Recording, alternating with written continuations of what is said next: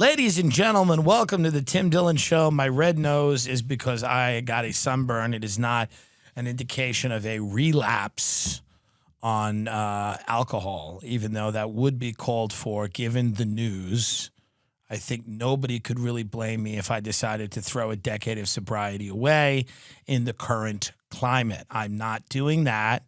However, so it's a sunburn. That's what it is. I was out today in a beach town in Los Angeles and Manhattan Beach. And I was with a friend and we're walking around. And here's the deal now with the face masks, we're all wearing them as chin straps because nobody wants to put them over their face because they're disgusting. I mean, they're gross. You breathe in them. What are we doing? You can't get air. See, when you wear the face mask, you can't breathe. It's 90 degrees. So not breathing shouldn't be part of the strategy to help the sickness. I understand in situations when you're around people, it's the right thing to do.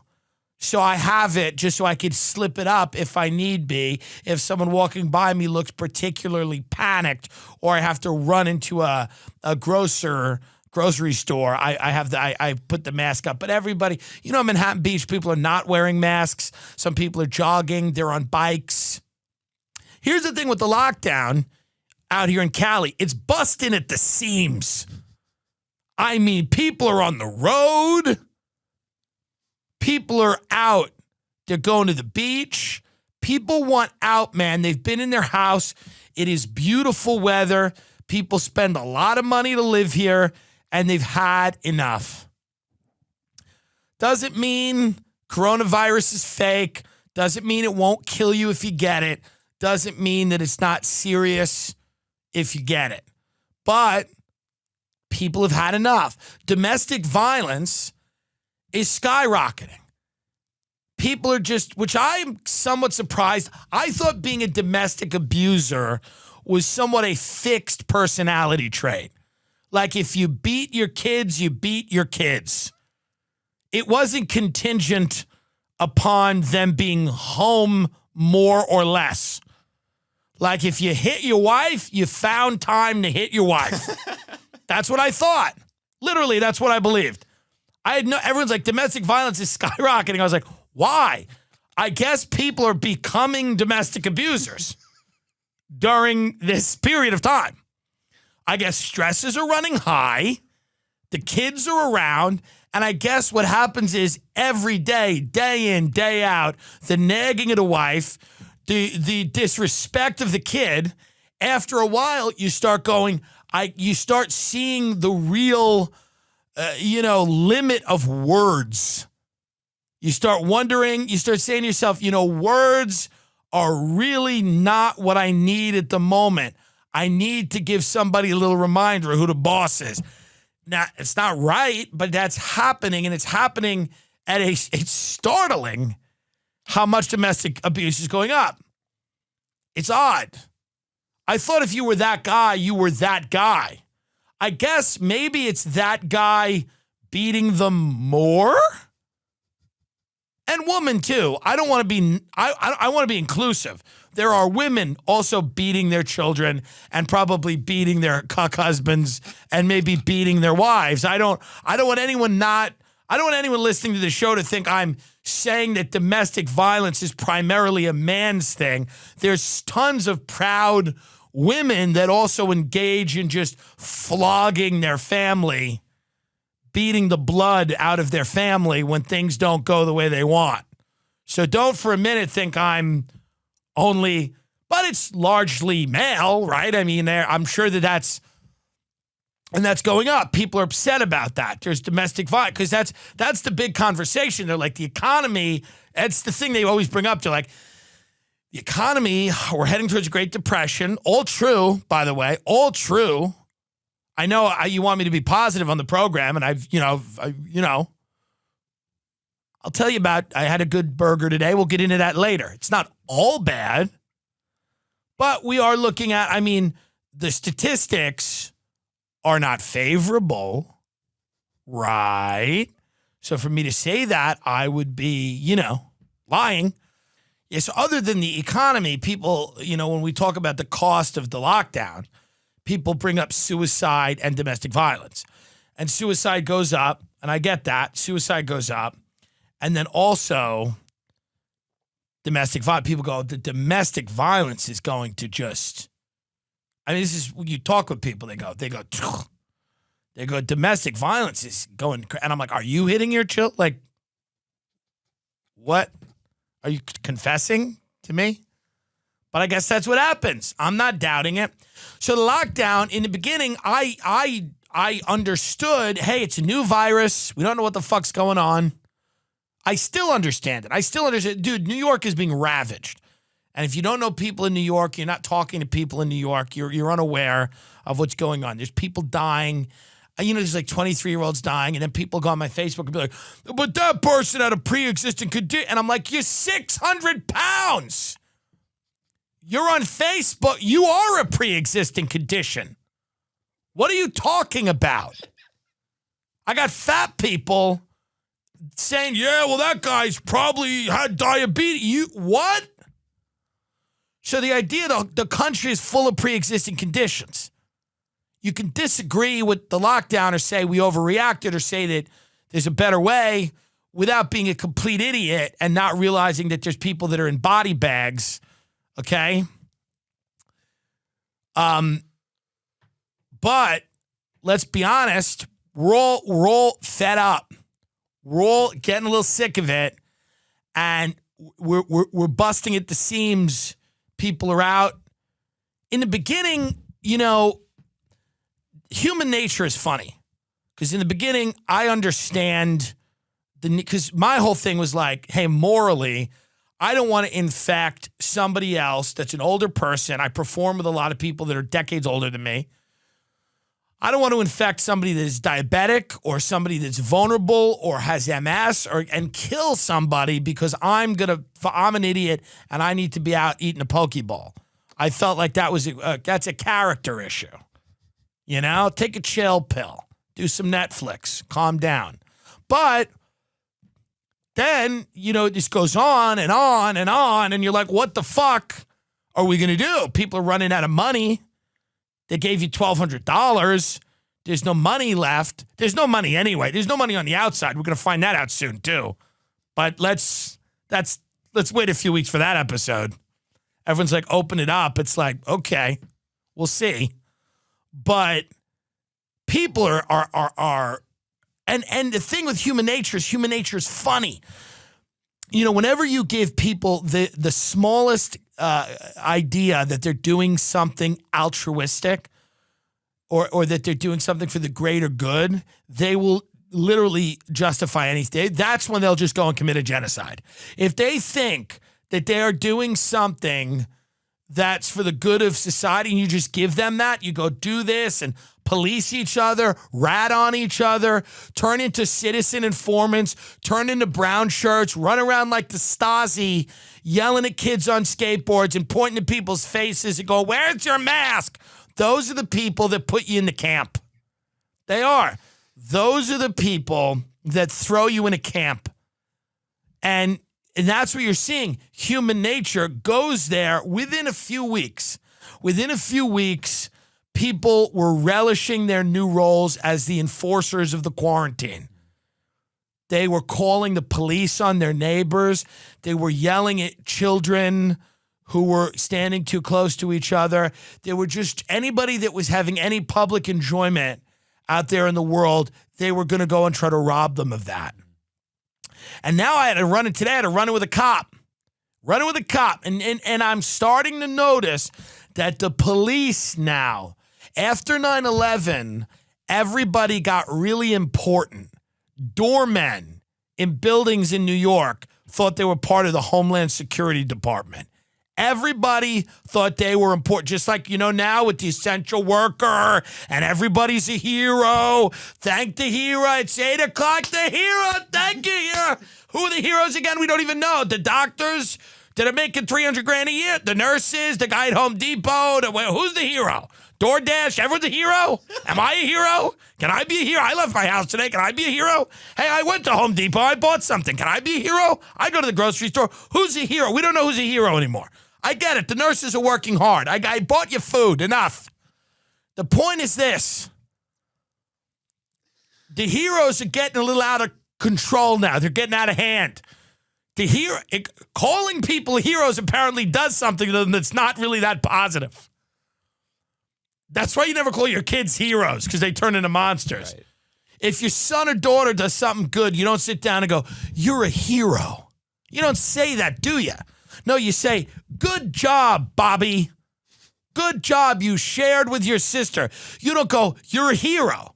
Because then Bobby would turn around and go, hey, I'm a hero, Mom. I shared with her. And it's like, well, no, Bobby, that's what you should do. No, I'm a hero. I mean, so the TikToks, and I get it, they're blowing off steam, but it's highly inappropriate. Highly inappropriate, wildly inappropriate to blow off steam. And many nurses agree with me. Many of them. They're aghast at the behavior of some of these nurses. Aghast. And I'll say it again, the delivery people that are not getting the food to the homes in time are not behaving in a heroic manner. DoorDash is not behaving in a heroic manner. They're not. So the reality is we got to be a little careful with that word because we throw it around. We throw it around. After 9/11, every cop and firefighter was a hero. Every cop. And then they started choking black people out because they were having cigarettes in the street. So let's be careful with the word hero. There are real heroes, but it's an individual thing. You know, when you brand everyone, everyone's a hero, that's, you know. So I bumped into one of those heroes today in Manhattan Beach, one of the heroes out there on a go-kart, being heroic on his little go-kart, guarding Manhattan Beach, guarding the wealthy hamlet of Manhattan Beach, California, okay? Whose biggest crime is when a seagull bothers someone. Like Manhattan Beach, they file a report for like an aggressive seagull. That's the type of community this is, okay? A fucking shack in Manhattan Beach is $6 million, okay? Now, I like Manhattan Beach because I like wealthy hamlets that I cannot be legally kept out of, which is Manhattan Beach. They have to let me come there. I patronize the restaurants. I know the owners of the restaurants. There's a lot. The best seafood restaurant in LA is in Manhattan Beach. It's called Fishing with Dynamite. We go there all the time. And they have another restaurant down there, and I hunted them down, and I kind of walked into their other restaurant, and I was like, when's the other one opening? And they were like, one lady was British. She's like, it's coming soon. I was like, good. And I got food from their sister restaurant, but Fishing with Dynamite's great. And so I'm in Manhattan Beach, and there is no cars on the road. And I'm with a friend of mine. There's no cars on the road. And there's a red hand signal that you shouldn't cross the street, which applies when there are cars. Rules and laws are conditional. You know, they're there to govern. When you have a quarantine and no one's really out driving in that particular area at that time, it's not essential for me to follow this rule. It's a stupid rule. But that's why I'm not a hero. I'm not a hero because I made a real-time judgment call to walk across the street, and a hero, a man who is standing between me and the breakdown of the civil order, decided to come up to me in his go-kart or whatever he's fucking driving around in. And he's like, hey, what are you doing? You know, and he looked like the way cops look with like the flat top hair. I mean, you know, just, the guy that just barely got the job on the foot. That's why he doesn't have a car. That's why he's in a go-kart. He's extra angry. He's got to fucking be tough. He's that guy, you know? So he goes, what are you doing? And I'm like, I'm crossing the street. I'm crossing the street. And he's like, you got your... He points to the fucking... He's like a Neanderthal. He points to the fucking red, you know, dealing with this monster. So he points to the red thing, and I go, yeah, I know, but there's no cars. And he goes, rules are rules. That's what he says. He goes, rules are rules? And then he goes, go back to the other side of the street. I'm like, what? Really? And he made me walk back to the other side of the street I was on and stand there and then wait. And then he was sizing me up, giving me that weird look like, am I going to put this guy in jail or not? And it's like, this is the type of attitude that these people have because we now call everybody's a hero. And we've decided that they are standing between us and the breakdown of civil society. And that they are now, and they become brown shirts very quickly. It's just in their nature. Do they love every cop? Every guy I know that became a cop is somebody who just loves. They're insecure people. Not all of them, but a lot of them are. There's great cops out there, really good detectives, but there's an element of the police force which stems from deep insecurity. I know a lot of guys that were like going to be like big athletes and then tore their rotator cuff, and now they drive around Penn Station in the little go-kart thing, and they're cops, and like they're not happy. They're not happy. That's not the way they wanted life to work out. Doesn't mean they're necessarily bad cops, but they're dicks. And when they can be a dick to you, they're a fucking dick, okay? And this guy was being a dick. And you know what I was trying to fucking do? I was going to the Manhattan Beach Creamery, the ice cream shop, to find out what flavors were vegan and keto. That's what I was doing because I wanted to bring ice cream to the nurses and the doctors. That's what I was doing. And I bought a lot of ice cream for the nurses and the doctors. And then I realized it was melting because it was 90 degrees and I had to eat it. But it was for the ER. It was for the heroes. It was for the heroes.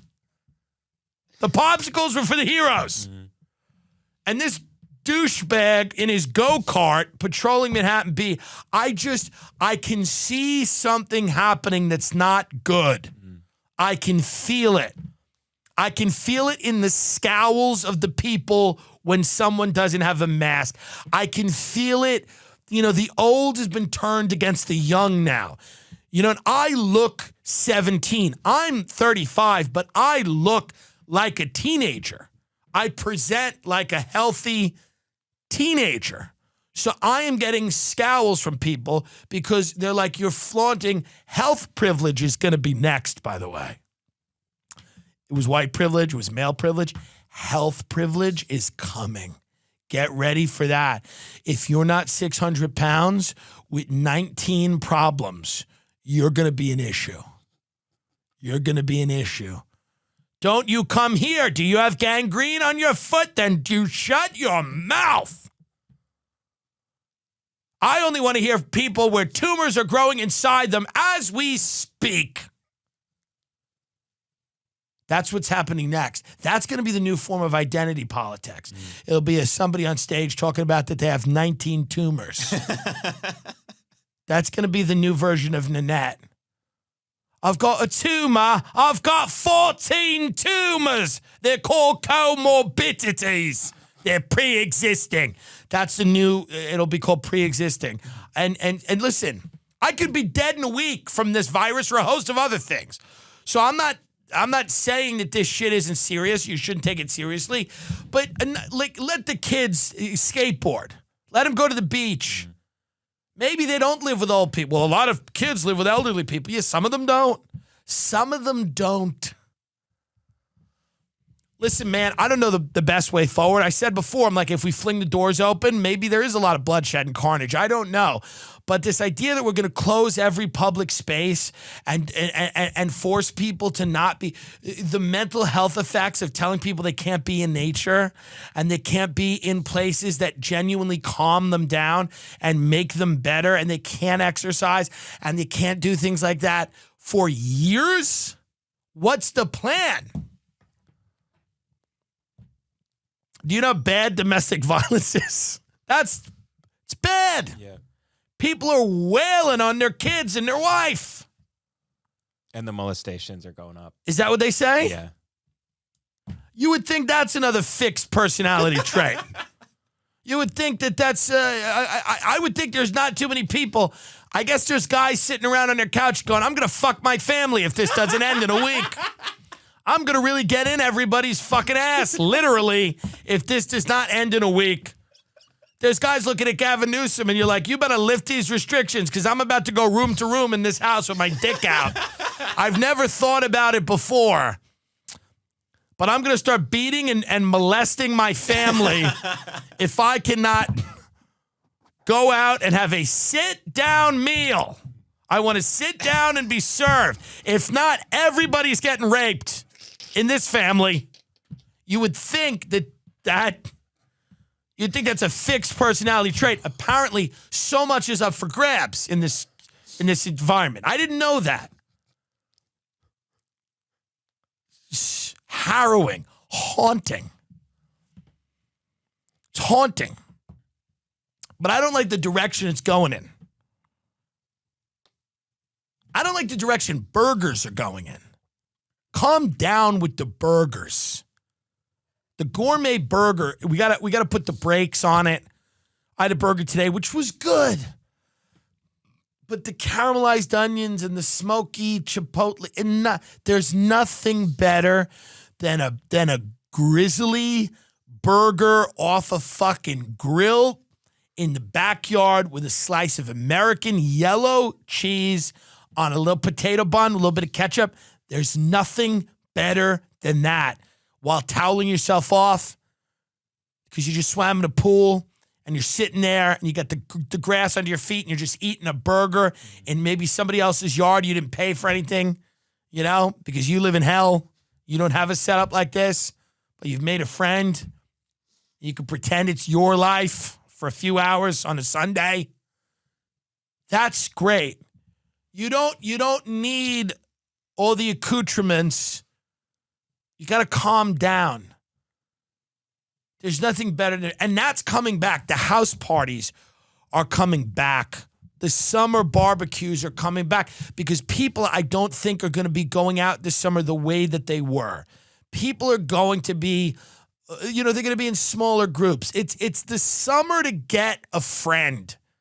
Get a friend. Many of you are fucked. Get a fucking friend.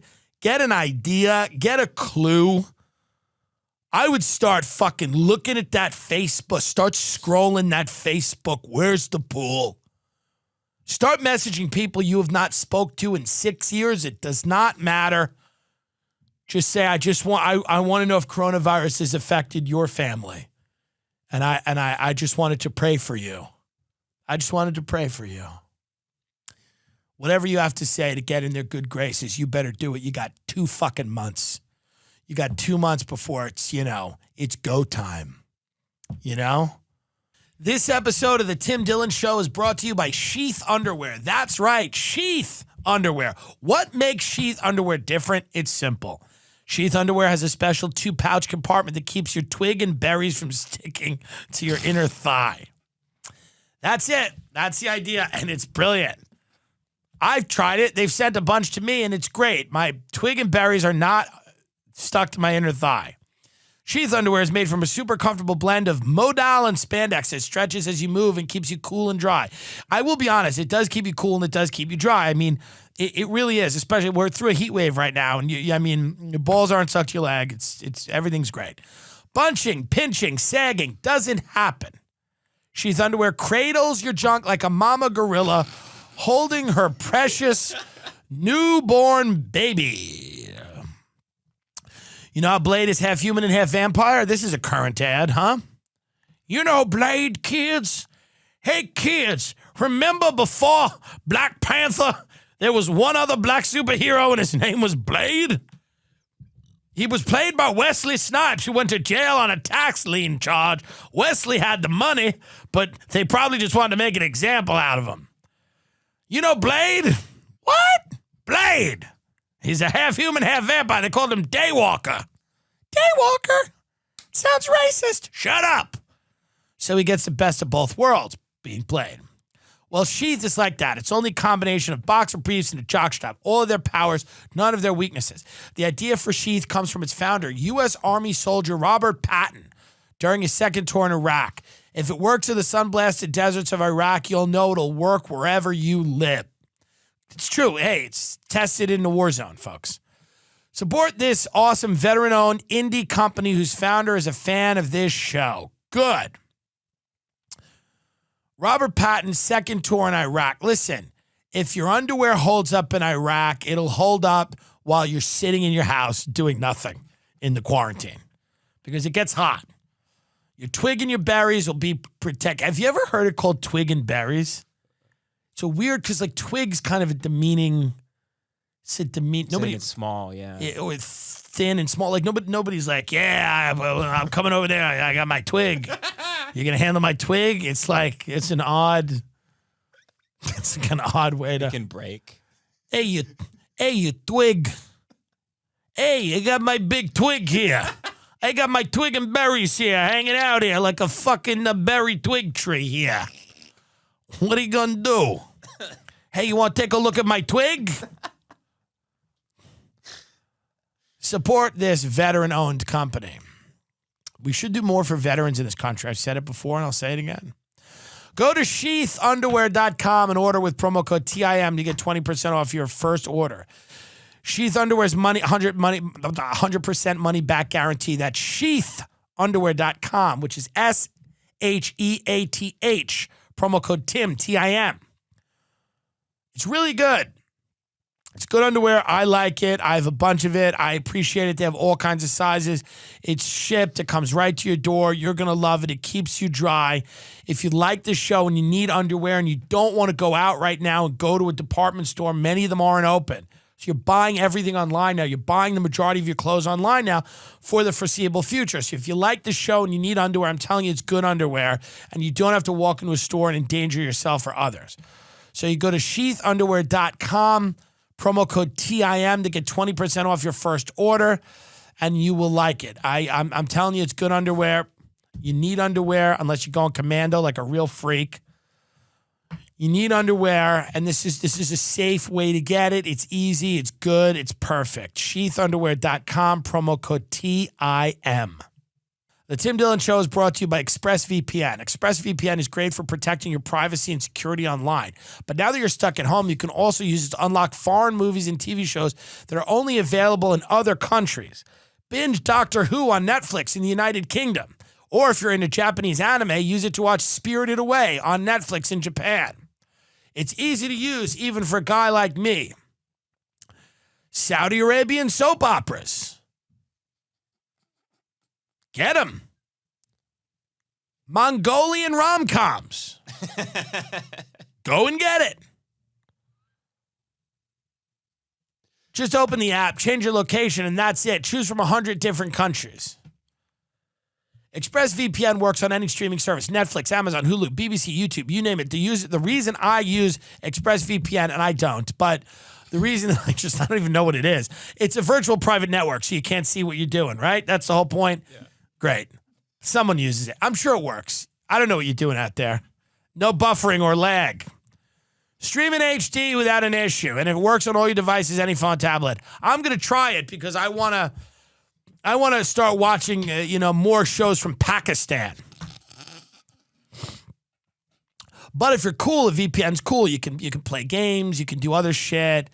I'm sure Whitney Webb uses one and all the work she does and stuff like that. So if you're a journalist, if you want to look into cool shit, if you want to read cool stuff, if you want to find out about stuff without being on a fucking government watch list, it's probably a good fucking idea, right? Yeah. Probably a really good idea. Get on the dark web. Get on the dark web. You get yourself a few Oxycontins. Take the edge off. I'm kidding. Don't do that. Don't do that. You wouldn't do that. This is you're using a VPN so you can get Pakistani comedy. If you visit my special link right now, expressvpn.com/Tim Dillon, you can get an extra 3 months of ExpressVPN for free. Listen, it is a good idea right now. You're being tracked wherever you are online. So VPN, a lot of people use it because they just don't want to be tracked. I don't really care about being tracked. I mean, I should care, but I just don't. You know, everything I Google is like, I just hit someone from Grubhub. What does that mean? What does that mean? I ask, what does that mean? Like, I have like a, you know, what's that word with the E? It's a crisis. What? I'm thinking about it. It's like it's like a crisis of who you are and everything. Oh, an existential crisis? Yeah, an existential crisis. So after I hit someone from DoorDash, I just fought with someone physically from DoorDash. What does that mean? But VPN, you know, you get it. It protects your privacy. It's so important. It's so important to protect your privacy. So important. Because you want to, you know, you don't want to be giving up all your goods. You don't want to show people where your head's at. This government's collecting all the information. So expressvpn.com/Tim Dillon. Most people are going to be using VPNs in the future. As the government gets more totalitarian and it's just collecting all your information, it's tracking you every fucking minute of the day, chip in your neck. Did you break quarantine? Blah, blah, blah. Did you cough? Did you sneeze? Did you sniffle? All the security stuff's coming. So the virtue of the VPNs, man, they're all going to be insanely important. It disguises where you are. The government doesn't know. And a lot of cool journalists that we've had on the show use them. Support the show. Watch what you want.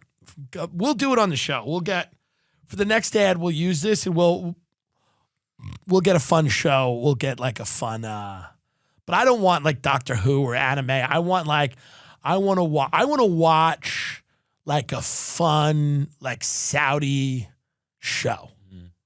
You know? Something fun. Support the show. Watch what you want. ExpressVPN.com/Tim Dillon. That is TIMDILLON. Go and fucking just, you know, do what you want to do, folks. Get your privacy back. You got to buy it back. You got to buy your privacy back, but it's better than nothing. A lot of people are making adjustments. Ben was going to have a wedding. Ben chose not to have his wedding. When was the date of your wedding? April 25th. So Ben chose to surrender his civil rights and not have his wedding. And it was in the state of Texas. He could have showed up with his fiancée and guns. Because they're really only accountable to the Lord. But he chose not. Now he doesn't get a wedding present because of that. And you understand why, right? Now you've explained to me, yeah. I've explained it to you. But now other people have sent you a wedding present. They have, yeah. Most have. Most. I mean, most people are animals. They crawl.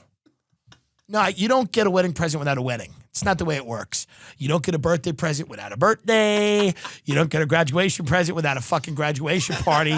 And by the way, if you know, they're doing a new show. Did you hear this? By the way, did you hear this? Because what? I'm convinced now, and I almost think this is hilarious. I think the big studio heads and the people that are making decisions in Hollywood are so Republican and conservative behind the scenes that the new things they're doing they're almost trolling with the new shows that they are coming up with. Go to the Hollywood Reporter's Twitter. I love this new show that is coming out. Is if the Trump campaign wanted an ad, a perfect ad, keep going down, you'll find it. If they wanted an ad, it would be this show. It would be this show. It absolutely is. Here it is. Now, keep going down. I mean, it's one of those things where it's like the Imagine video, but a show. It's like somebody who watched the Imagine video and said, you know what? What if this could happen every week? I mean, it's so fucking crazy. How much does the Hollywood Reporter tweet? Yeah, we're like 10 hours in the timeline here. We're 10 hours in the timeline, and there's fucking some Hollywood shut down.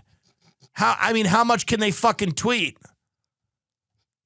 Jesus. What the fuck? I mean, dude, this is who runs a Hollywood Reporter's Twitter account? Somebody on cocaine, of course. Somebody doing blow. All right, so here we go. This is the Trump campaign ad here. Listen to this. Fox makes you think.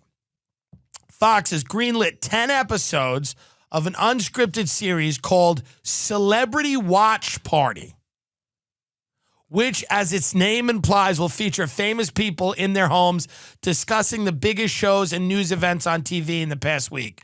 I mean, are you fucking insane?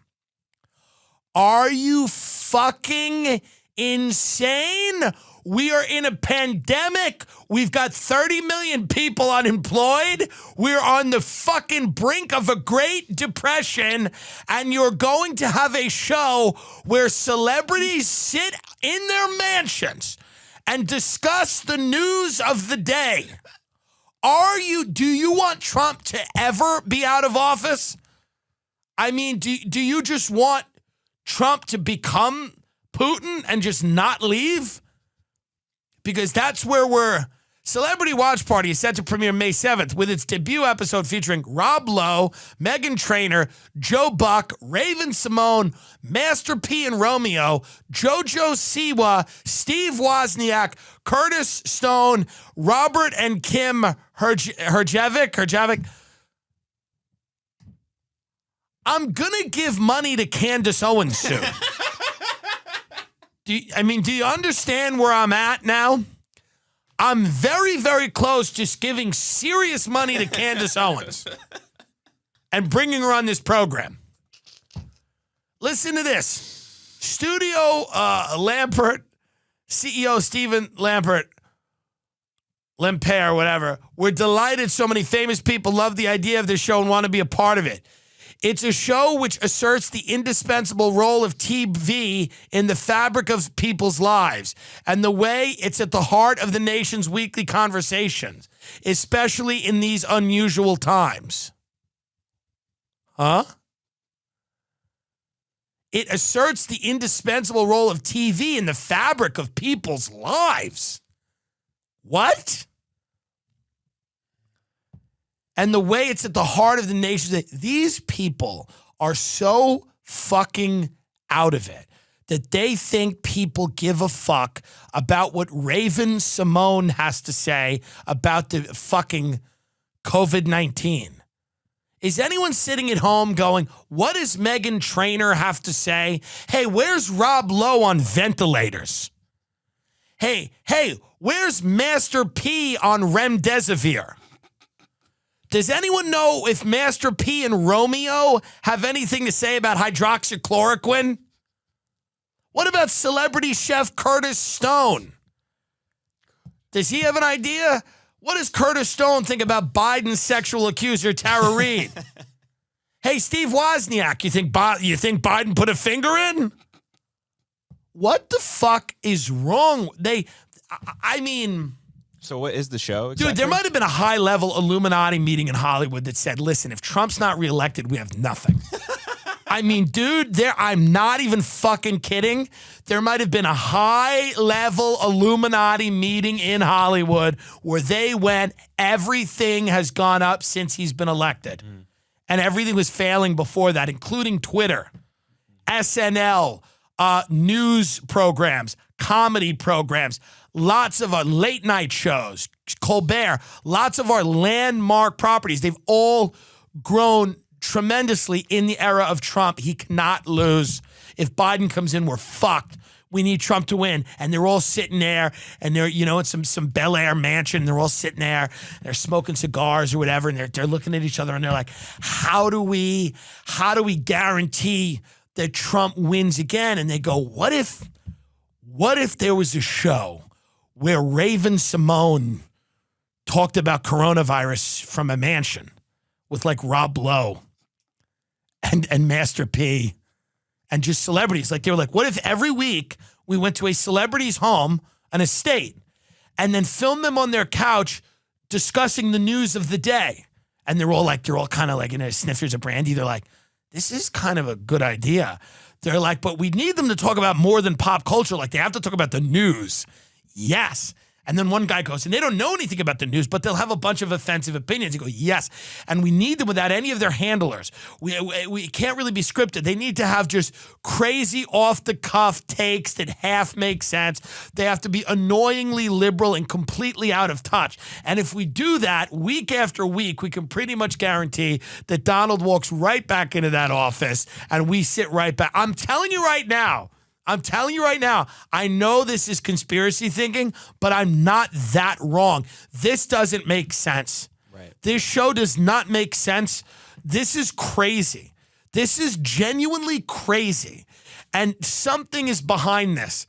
If it's a brilliant Republican mole in fucking one of these networks, bravo. Hats off. Because I didn't even see the show yet. I read the description in the Hollywood Reporter, and I'm about to take all the money out of my bank account and give it to Candace Owens. I'm about to give the money and sponsor a Candace Owens goes on tour calling the virus fake. After seeing this fucking thing. They don't learn, these people. They don't learn. George W. Bush learned. He paints silently in his house in Texas, and he just chills. And every now and then he pops up with Ellen somewhere at a football stadium, while he's passing a message along to her from whatever the fuck those two are involved in. I mean, I'm telling you right now, folks, something real weird about a show like that. Kind of interesting. TV's not at the heart of anyone's fucking life. Can you stop the fabric of their life? It's not. Everybody's online now. Everybody watches everything on fucking YouTube. Yes, occasionally people watch The Masked Singer and shows like that. Yes, TV has more resonance than I would expect in middle America, but the majority of people are online. It's very funny to think about. It's very, very interesting, But, we move on. We move on, folks, to bigger and better things, to greater things. We will all make it through this. And by all of us, I mean 18% of us, roughly, 18 to 20%. We can't really tease the thing we're going to maybe launch, right? We can't do that?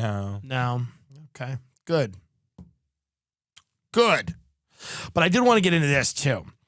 I did want to talk about a few other things. I mean, that Hollywood show, I mean, that's just simply amazing to me. But that's what happens, I mean, this is what happens when people don't learn their lesson. It's just like fat people.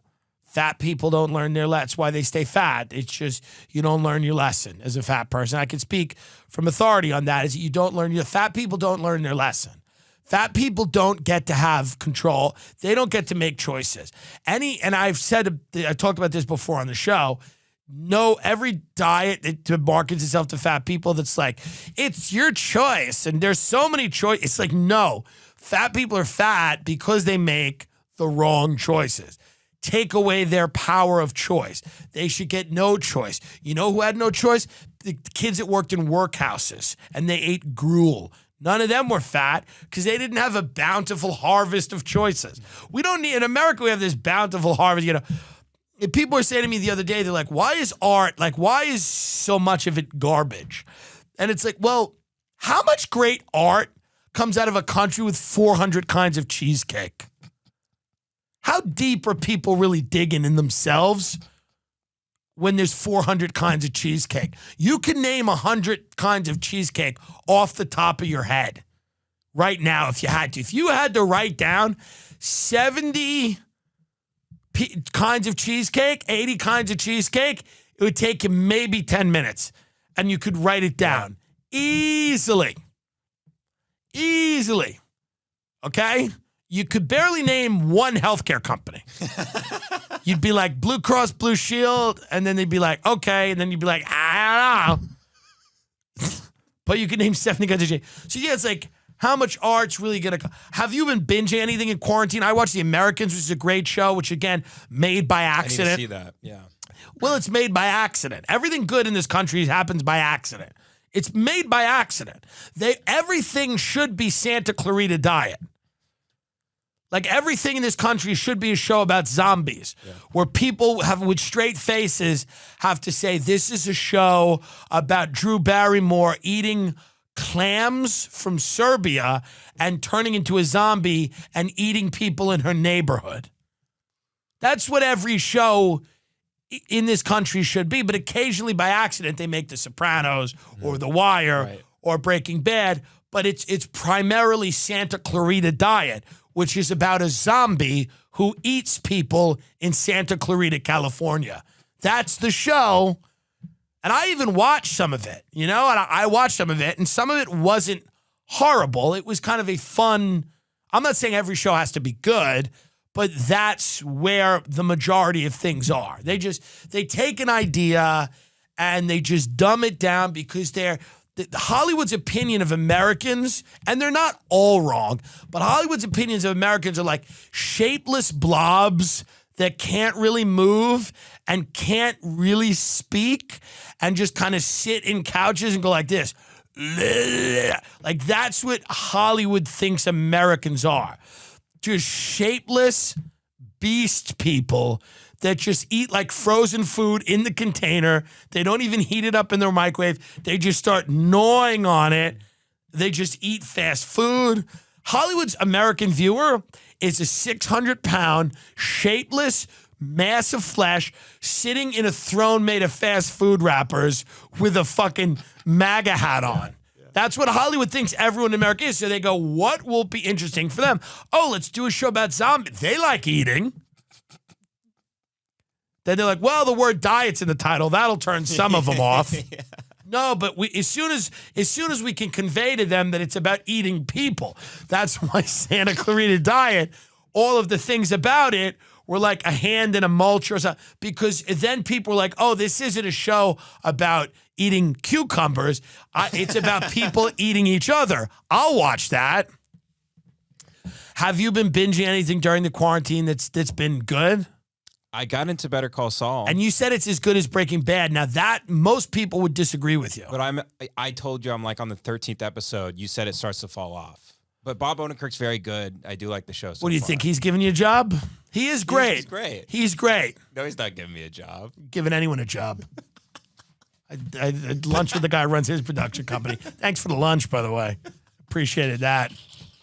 It's good. It's one of those lunches in LA. They go, good luck with everything. It's nice. I get it. I have a lot of lunches. People go, because I think people like the idea of me. Yeah. So they want to go out with me and talk about ideas. It just is what it is.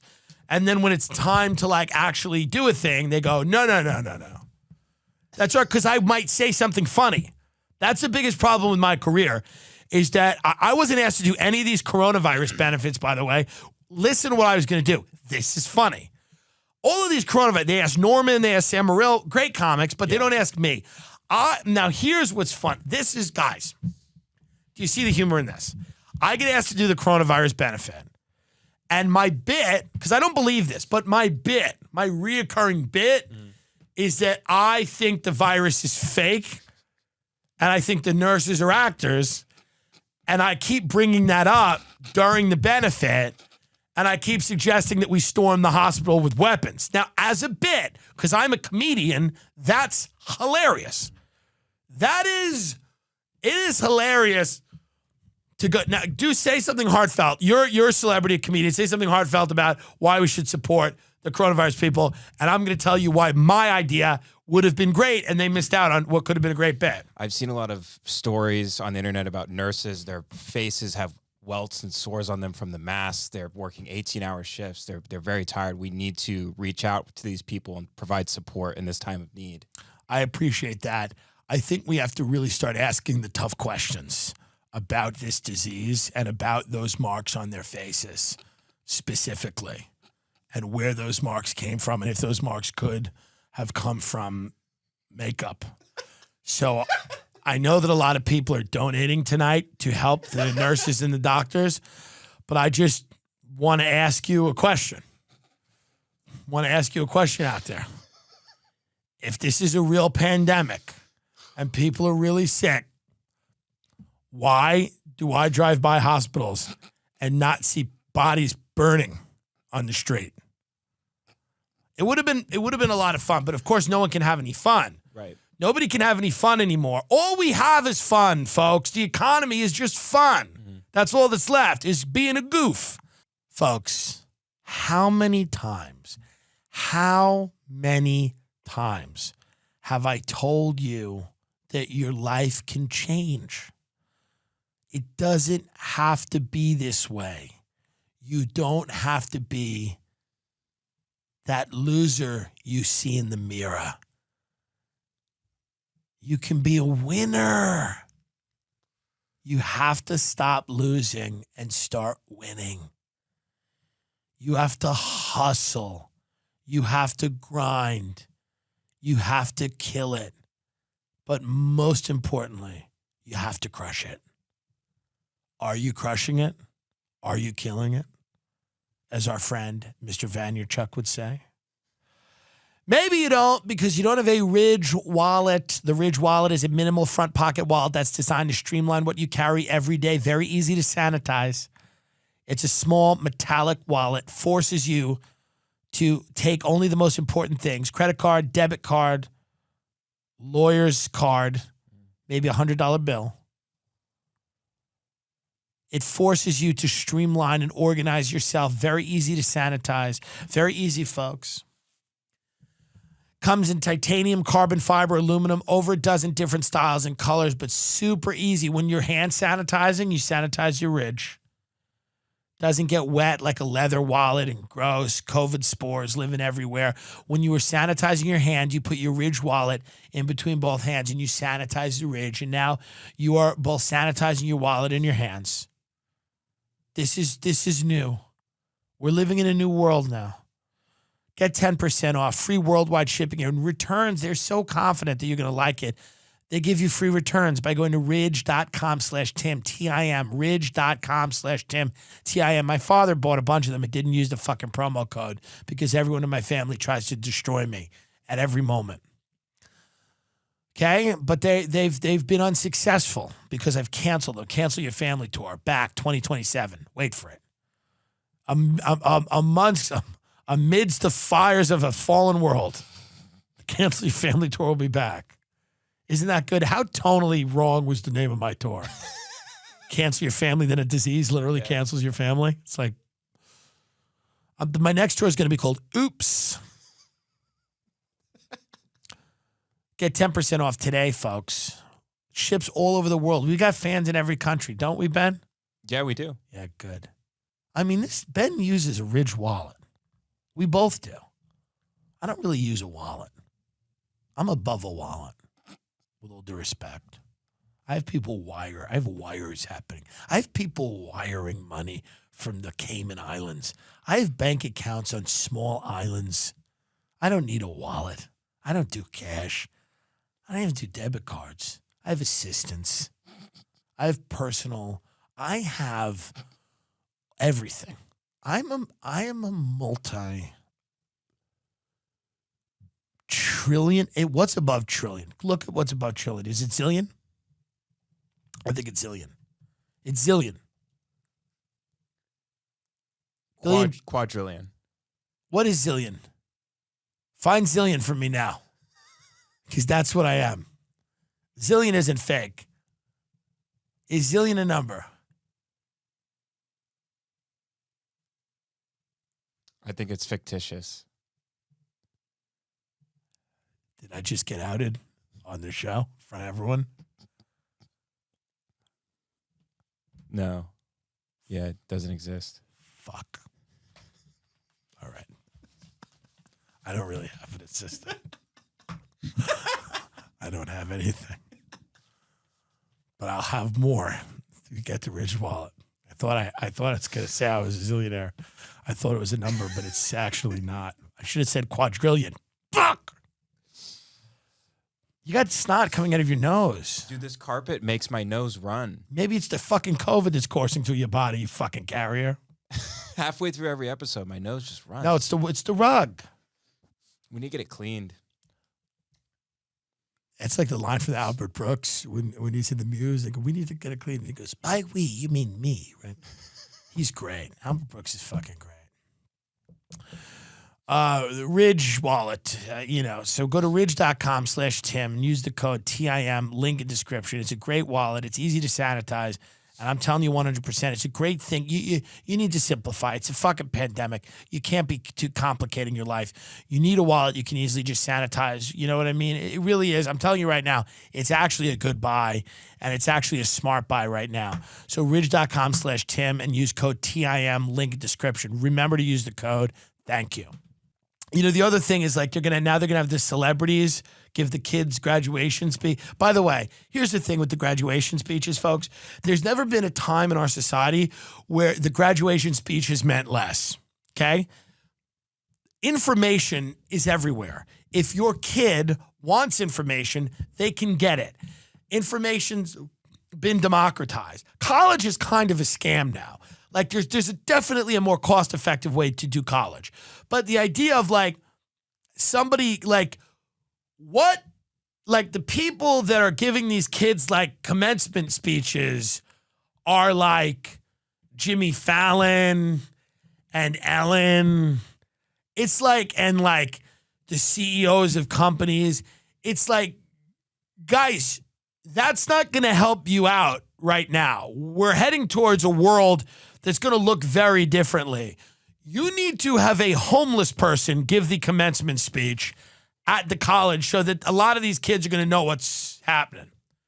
They literally need a homeless man to get up there with like a Vietnam vet homeless guy to get up there who's like two shoes, but like they're both kind of falling off, and he's dirty, and he's fucking, he asks for a cigarette before he starts, and you give him a cigarette, and he's like, it's fucking, what is this? Where are we? And then he goes into it and he tells you the real shit, Tells you the real shit. He goes, I went to Vietnam, and this country doesn't give a shit. I came back. I started fucking this hooker. We had a kid.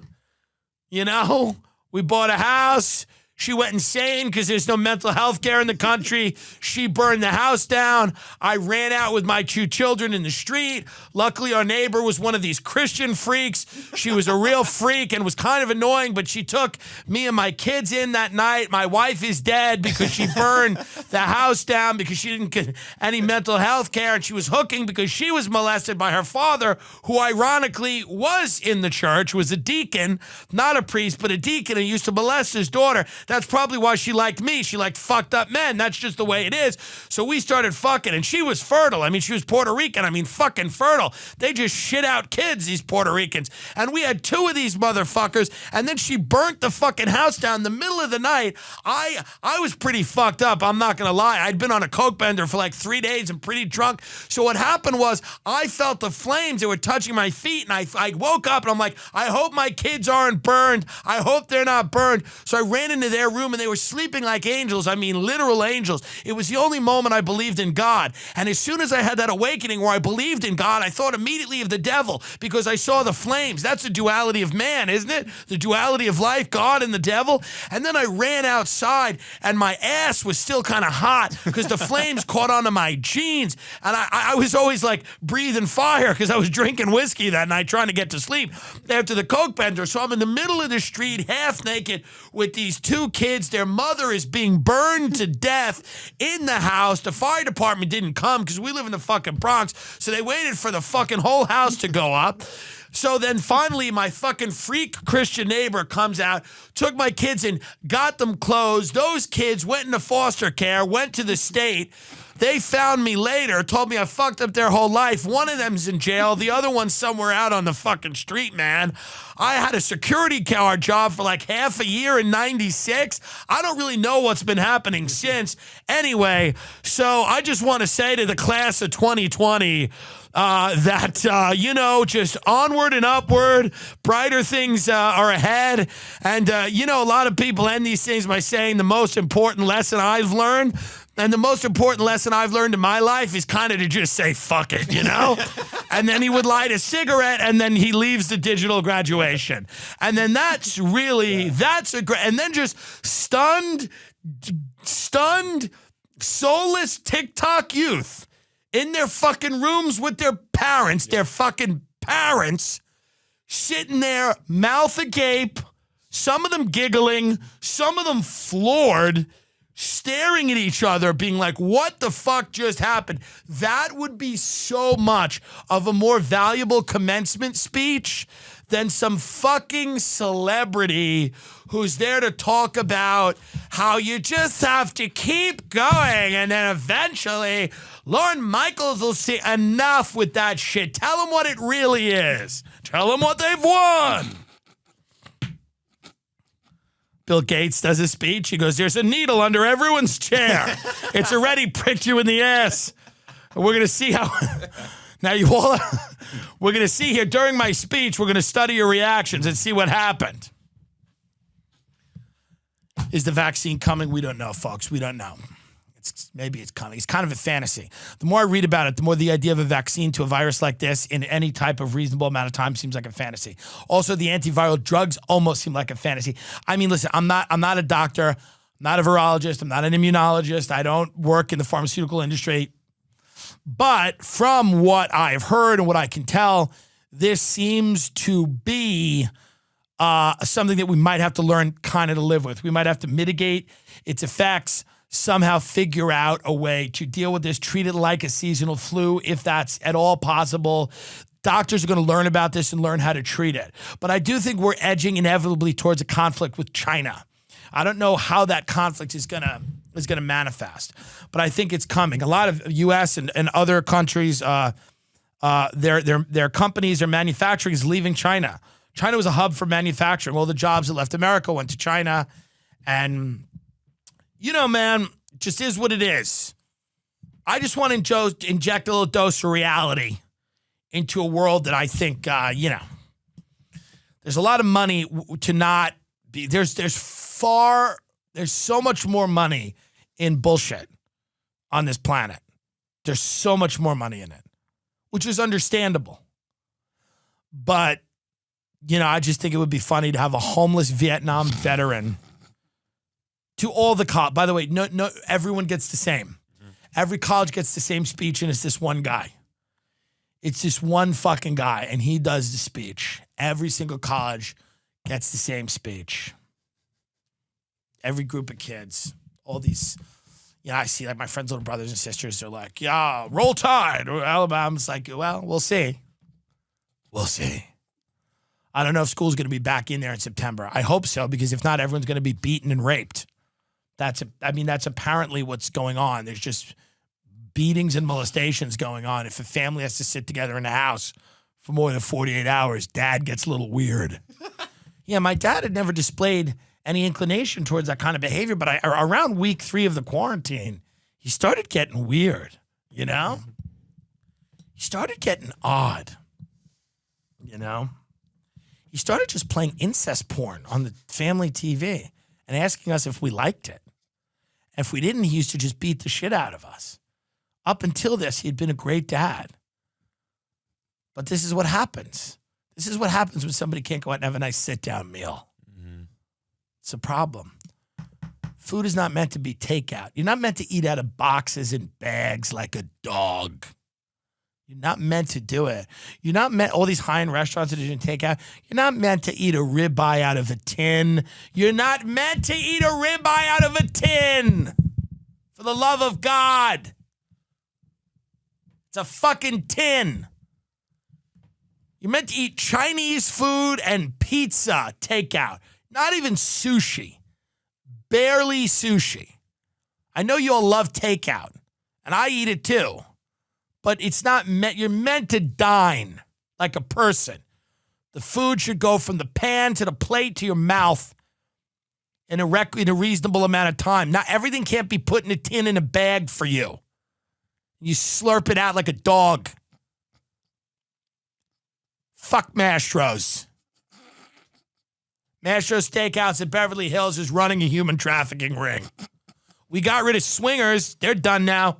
Sorry, swingers. Sorry, your vegan nuggets or whatever the fuck you were serving in that faux retro embarrassing diner and your tattooed staff of fucking Avril Lavigne wannabes or whoever the hell they thought they were going to. Enough. They thought they were the Pixies or something, the staff walking around there. Hey, calm it down. Calm it down and get the omelet, please. Stop. You're not living an LA cool life. Stop. Okay? Oh, my life's like a movie. No, it's not. It's not like a movie. It's very much like I don't have my omelet. That's what your life is like. Put a smile on your face. Stop being brooding and dark and complex. You have not a thought in your head. You have not a thought in your head. My music's really about, hey, shut up and get the cake. I feel bad that they closed, but I missed the meatloaf. They had good turkey meatloaf, but the reality of the situation is I was in a war with them. And I was in a war with hey, restaurants, don't go to war with me. Don't go to war with me. It's not a good move. Not a good move. Bad things seem to happen to the restaurant because I know what's going to happen. There's certain restaurants I love. Craig's in Beverly Hills, phenomenal. They've been delivering food and it's been phenomenal. You know, I think they have a bright future. But swingers, not good. They didn't treat people nicely. They treated people, they did not, I went in one day and this is a famous old episode we did called The Big Booth. I went in, I said, I want to sit at a bigger booth and they didn't let me and there was no one in the restaurant. And they said, because you have to have a group of 6 to sit at that. And I was like, oh, you're just like the cop in Manhattan Beach. You're enforcing rules that don't make sense. You're a brown shirt. Mm-hmm. You're a brown shirt. Mm-hmm. You're a Nazi. And I don't like Nazis. They're not nice. I like people who are accommodating. And you're not being accommodating. So Swingers is gone now, and it's gone. Sorry, but I'm going to open a restaurant. I'm going to do it in L.A. because New York has a lot of good restaurants. Well, maybe not after this. But I will open a restaurant in Los Angeles. And I'm looking for investors. And here's a reality. If you have a lot of money, give it to me and let me open a restaurant. I know what I'm doing.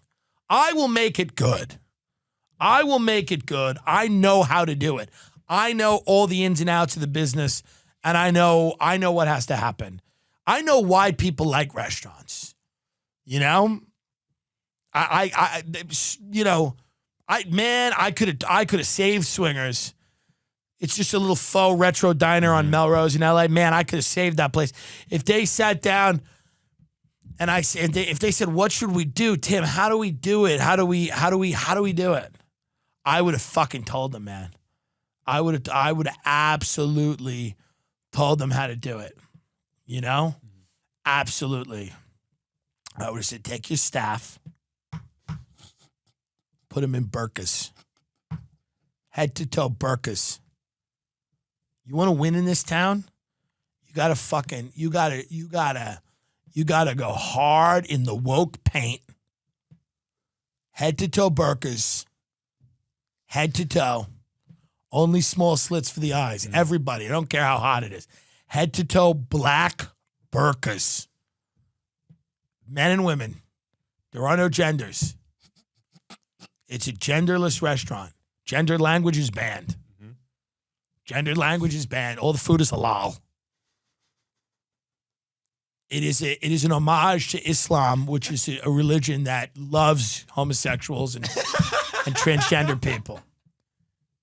It's what the movies seem like. That's Hollywood. So we have people in burqas, and then also we have just gay icons on the wall. Harvey Milk, RuPaul, gay icons. Jonathan Larson, who wrote Rent. I don't know if he's an icon or not, but it's a great show. Just gay icons on the wall. Everyone in a burqa. You know? I could have saved it if they asked me. Nobody asked me. Nobody came to me and said, Tim, how do you turn this around? I know how to turn it around. I know. If you're a restaurant and you're failing, it's because you don't have an Instagrammable dish. If basic white bitches are not pulling out their phones to take a photo of something in your restaurant, you are going to fail. You are going to fail. White women need to take photos of a dish and spread it around. That needs to happen. Or you're in trouble. The boomers are now on TikTok because of the pandemic. They've all discovered TikTok. It's going to be fun to see how they can be racist on TikTok. It's going to be interesting to see how my aunt can figure out how to be racist on TikTok.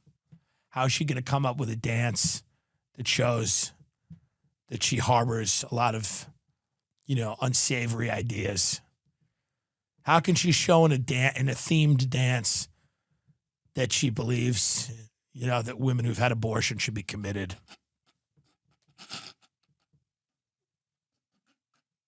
How can she do that in a TikTok themed dance? Be interesting to see, huh? Be interesting to see how she can show a commitment to a radical Catholicism on TikTok through a themed dance. How could she show us her pro-family values stance, her pro-Trump stance? She loves Trump. Politics is sports for people that are just older. Yeah, they just get into politics because there's not life. Life has a few stages of it. And the final one, and it starts for some people, it starts at 19. But the final stage of life is really the spectator stage. You're no longer participating. The job is going to be the job. The family arrangement is going to be the family arrangement. Mm-hmm. So you slide into the spectator phase of your life, which I never hope to do. I hope I never do that. I hope maybe I will. Hopefully, it's some very successful people get there. A lot of unsuccessful people get there too. It's a spectator stage. Go back, you recline on the lazy boy, and you engage with people about meaningless horseshit to just buy the time until there's a cancerous growth that the doctors can't do anything about, and then they zap you with, we're all just racing till the end here. We don't get saved, there's no eternal consciousness, certainly not for us, not for you people of your fucking income bracket. They're not going to freeze you. They're not going to put, your consciousness is not going to be uploaded to the mainframe. You're out of here. It's going to happen. It's going to be something's going to get you. So until then, there's stages of life. There's, I see them. I was at Manhattan Beach. See the young kids that are in their late teens. They're in like the dreamlike, wonderlike stage of life. And not all of them. Some of them are in private prison. I know, but a lot of them aren't. And they're in the dreamlike, wonder-like, anything's possible. Everything is in front of you. It's a great stage of your life. It isn't real because the things you think are possible are actually not. But you don't know that yet because you don't know yourself yet. I thought I was going to be like a Navy SEAL or something. I thought I was going to, number one, not only do I not want to do any physical work, what? Like, I'm going to go and pretend to kill bin Laden? Like, stop. I thought it was going to be, like in the government. I was going to work because I liked being on debate team. You don't know yourself. When you're 16 or 17, you barely know yourself. But that's the dreamlike, wonderlike phase of whatever. And then as you get older, get in your 20s, and the 20s is like the worky phase where you're excited to work. Work is exciting in your 20s. Jobs can be exciting. Getting somewhere is exciting. You're figuring out your love life. You're figuring out what you do. You're figuring it all out, and you're figuring out who you are in your 20s and what you want out of life. Now, in your 30s, you're figuring out really who you're not. That's what you figure out in your 30s, who you're not. Yeah, I ain't going to work that hard. I'm not really going to be that nice to my brother. I'm not really going to call my parents as much as I should. I'm not going to take this bitch's mouth. I don't give a fuck. You start figuring out who you're not, and you're 30, you start to be like, hey. And then eventually you get to a point, where you are just a spectator. And that's a lot of the people you see on Facebook that are fighting back and forth. It's a spectator sport. Life has just been distilled into a clever post. Do you know that Trump canceled the travel from China? God, what are you doing? What are you doing? What are you doing? And then the person goes back and, but the CIA gave him a memo and he didn't do, what did he do with the time? And it's like, you guys are fighting about nothing. It's literally nothing. I mean, it's nothing. Just go vote. If you think that's the answer. If you still think that's the answer, God bless you. And go do it. Go do it. Go do it. Go vote. You pull that lever. Pull the lever in the local library where all the scary drag queens are reading. I'm sure one of them will show you. I'm sure Ginger will show you where the voting is in the library. And you pull the lever and you go home and then sit back and then sit there in your glory. Sit there after your candidate wins and sit there in your glory. Sit there and really enjoy the glorious victory that you've won. You rode into town on horseback and you just murdered all the men and fucked all the women and now you're just sitting there with all the gold. All the gold. Enjoy it. But I mean, stop bickering with people. It's stupid. I see smart people doing it. And they're like, well, this is fun. It's not that fun. You know, I talked to one of my friends about it. Like, why are you fighting all the time? He goes, I like it. It's fun. I'm like, it's not. Why? Get another hobby. Get another sport. Fighting on Facebook, it's ultimately, no one's mind is being changed by a 300 comment thread on Facebook. No one cares. Just walk away. Dude, the happiest people I know are people that are so disconnected. Disconnect. Live your own life. Live a life that's not being given to you in an algorithm by Mark Zuckerberg. Literally, live that life. Live a life that isn't being designed for you by people in Palo Alto. Live a life. Like things that aren't being recommended to you by, nameless, faceless technocrats.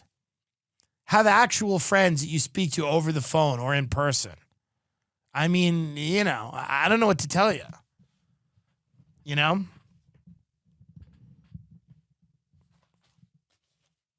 And if you see that cop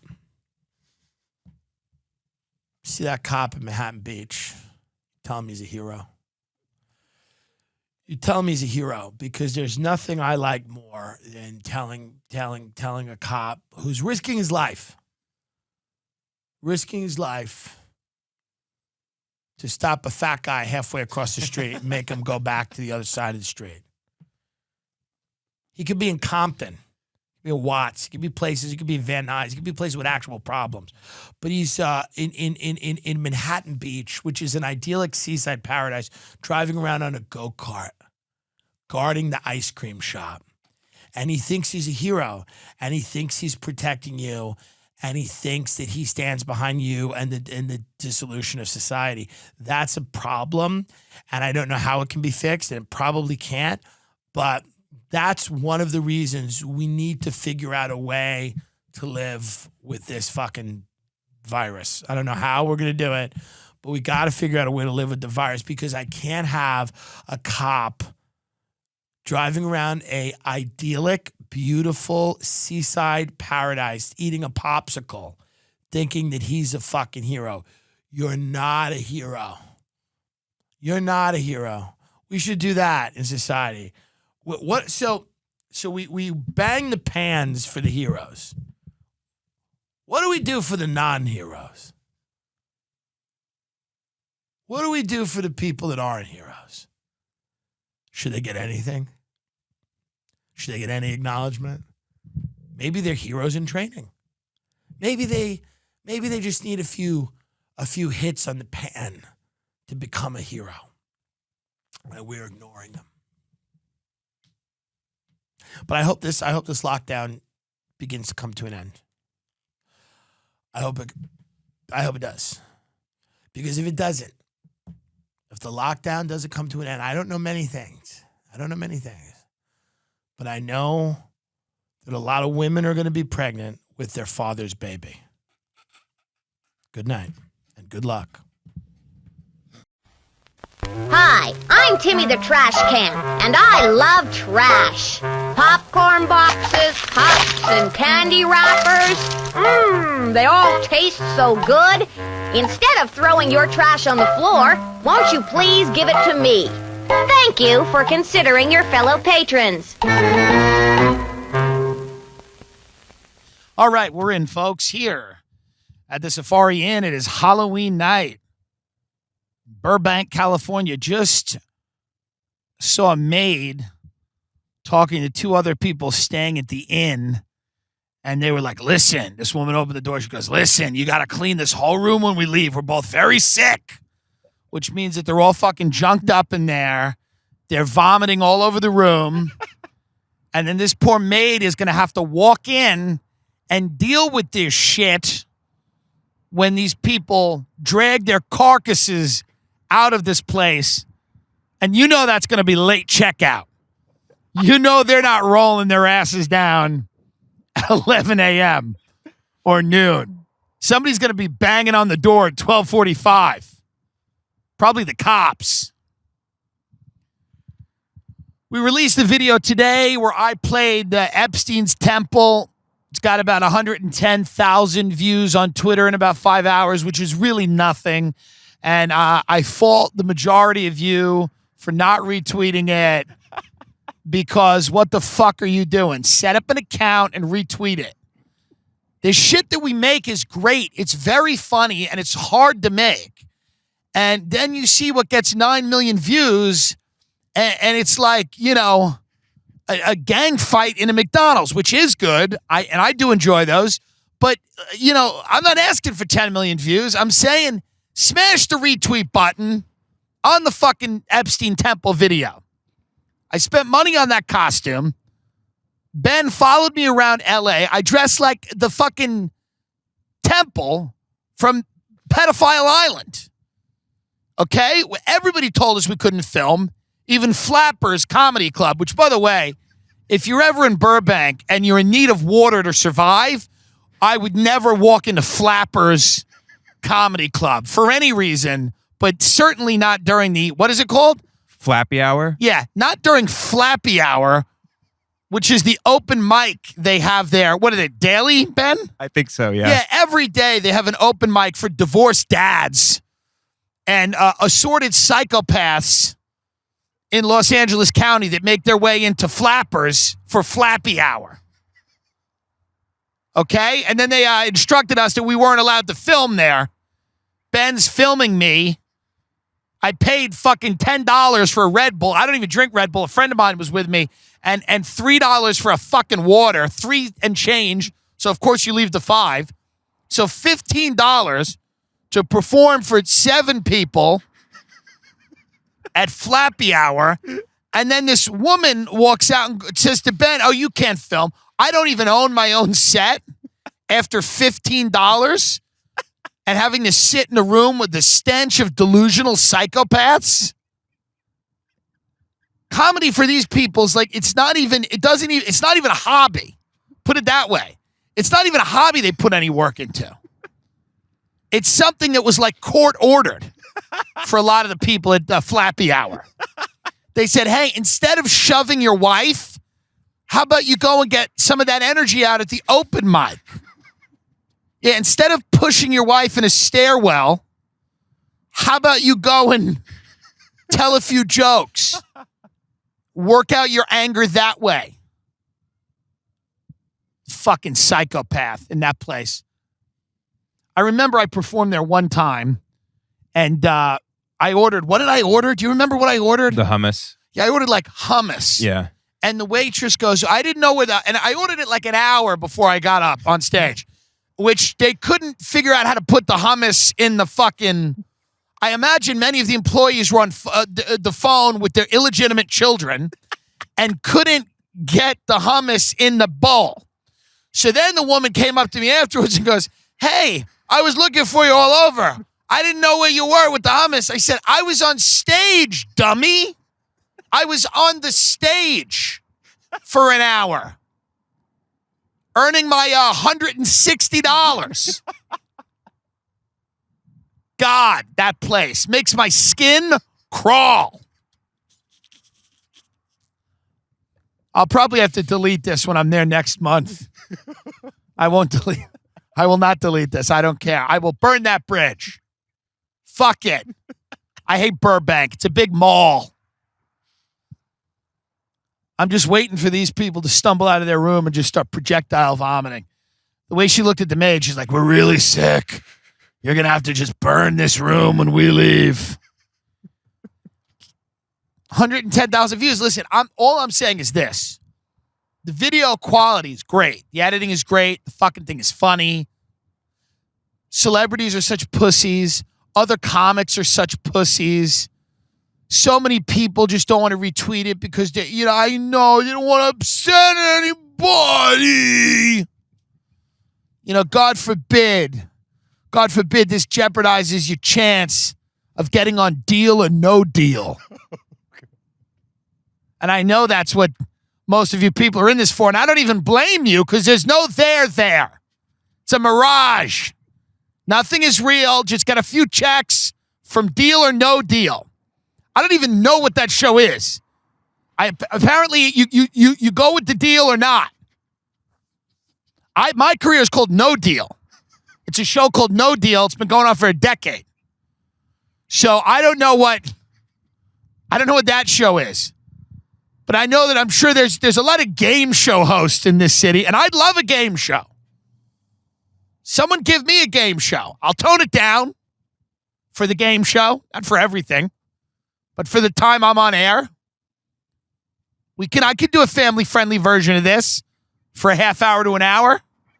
Think about a game that I could get involved in.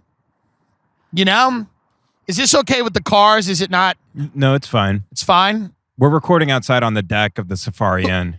Yeah. But is it okay? Yeah, it's fine. There's some traffic, but it'll be good. Okay, it's not a big deal.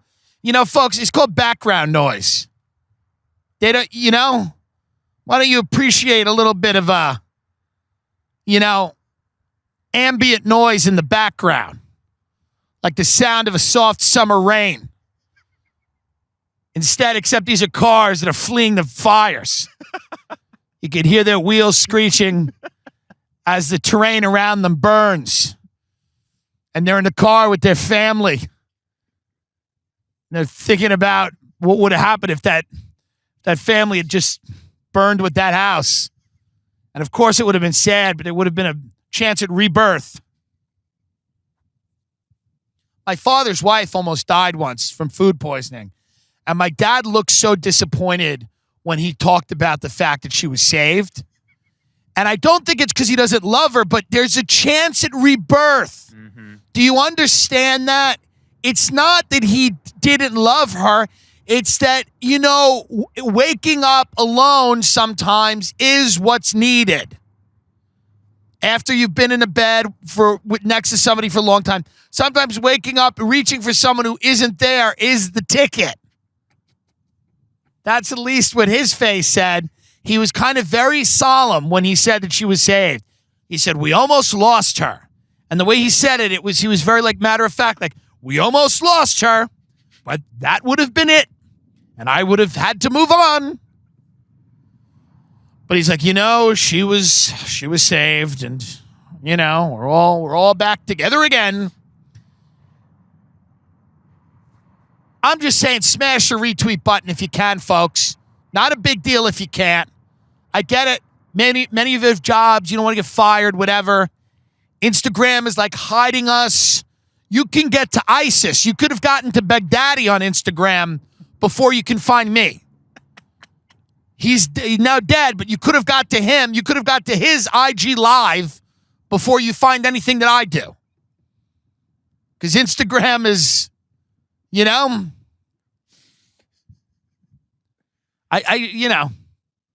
we just had dinner in Burbank, and then I said to the waitress, I go, is there a bathroom? She goes, yeah, just take the key and go around back. What the fuck are you talking about? Take the key and go around back so I could what? Work at the restaurant? Why is the bathroom locked? Is it really? I guess it really is post-apocalyptic hellscape out there. And is everybody giving birth in the bathroom? Is everybody shooting up in the bathroom at Marie's Italian restaurant in Burbank? Whatever it was called. That you need to have it locked up. We need to use a key to get in. Is it that bad out there? When you check into a hotel, is it that bad that the key works for 3 seconds in the elevator to get up to your room before you have to hit the sensor again? It shuts off after like a second. Who is getting on the elevator in between floor 3 and floor 7 to murder you? Apparently everybody. There was probably, as I say that, because none of these corporations give a fuck, there was probably like a slaughter in like a Hyatt or something. There was definitely, and it was a big chain, and somebody got in there and just went crazy. Somebody went in there and went, breakfast buffet, it's not good today. And they went into the elevator and plunged a steak knife into someone's throat. And then Hyatt was sued. And now it's like the NSA, you get into your room, there's 95 sensors to get anywhere. And then the card's demagnetized. You got to keep going down to the front desk and go, hey, they don't work. They don't work. Did you keep them near your phone or your wallet? Yes, I did. I did. I didn't keep it in my mouth. I have to put it somewhere on my person. How about we invest money into cards that don't demagnetize by the two things everyone has to carry? Don't keep it near credit cards. Don't keep it near your phone. Should I put it in my ass for the day? What should I do with the card? I'm seriously asking. Can you hold it? And I'll pick it up at the front desk before I go up. How about you don't even give it to me if it's going to demagnetize? Standing there in the elevator, waving it in front of the sensor like a psychopath. Everybody gets in the elevator. Nobody knows whose card to use. Everybody's waving the cards frantically at the sensor, just trying to get up to wash their ass. It's enough already. Let people get killed. If that's the other option, let's live with the fucking chance that someone's going to get us. There's 9 bolts on every door in a hotel. Like, I guess shit went down that I was not aware of in a hotel. I guess somebody walked into a Marriott and disemboweled a family, and I didn't realize how fucking crazy hotels are with security. I stayed in Clearwater, Florida. They gave me a bracelet, which was cool because it's a resort. They go, here's a little bracelet. But again, you got to use the bracelet to get from the pool to the beach to the lobby. Like every layer of gate you got to go through now, because apparently there's just a lot of people stealing other people's vacations. That's what you have to believe. There's people stealing vacations. They're showing up to the pool and they're sitting there and they're stealing the vacation that someone else should be having. I get it. I get that you need security, but there's got to be a happy medium between like no security and feeling like we're like in the underground city under Washington, D.C. There's got to be, a Holiday Inn Express shouldn't feel like the Illuminati bunker under the Denver airport, is my point. 2 people just walked by. I really had enough. We started filming at this hotel. This hotel, by the way, thinks it's the shit because Apollo 13 filmed here and Desperate Housewives and True Romance. So It's got a cool sign. It looks like a 1950s, 1960s, real LA. You know, it's got the outdoor pool. And it's a real cool motel, the way it looks. And the rooms are fine. But the attitude here is that, you know, it's this legendary, iconic place, which is fine. To a degree, it might be. I don't know. I don't think it is. But the attitude here, I did tweet iconic the other day, the Safari Inn, as a joke, because it's like, it's iconic. They call it iconic. The fuck's iconic about it? That it was in Coach Carter? Fuck are you talking about? It's an inn. Make the bed. Stop. Everybody's acting like, you know, that we're all, it's like Hollywood royalty walking around here. It's an inn. We're all here because we're fucked. What are you talking about? There's termites in my apartment. That's why I'm here. It's the woman I rented an apartment from let termites eat the house. That's why I'm here. Not because I want to see the room where True Romance was filmed. So what they do is families come here and they stay, and then they take them in a van every day to Harry Potter World or whatever god-awful nightmare that Universal Studios has cooked up for the American family, you know, to take their minds off of God only knows whatever's ailing them. You know, it's a nice little family vacation. You come here, you stay at the Safari Inn, and there's someone in a van drives you to Harry Potter World. I don't know what that consists of. I imagine it's rides.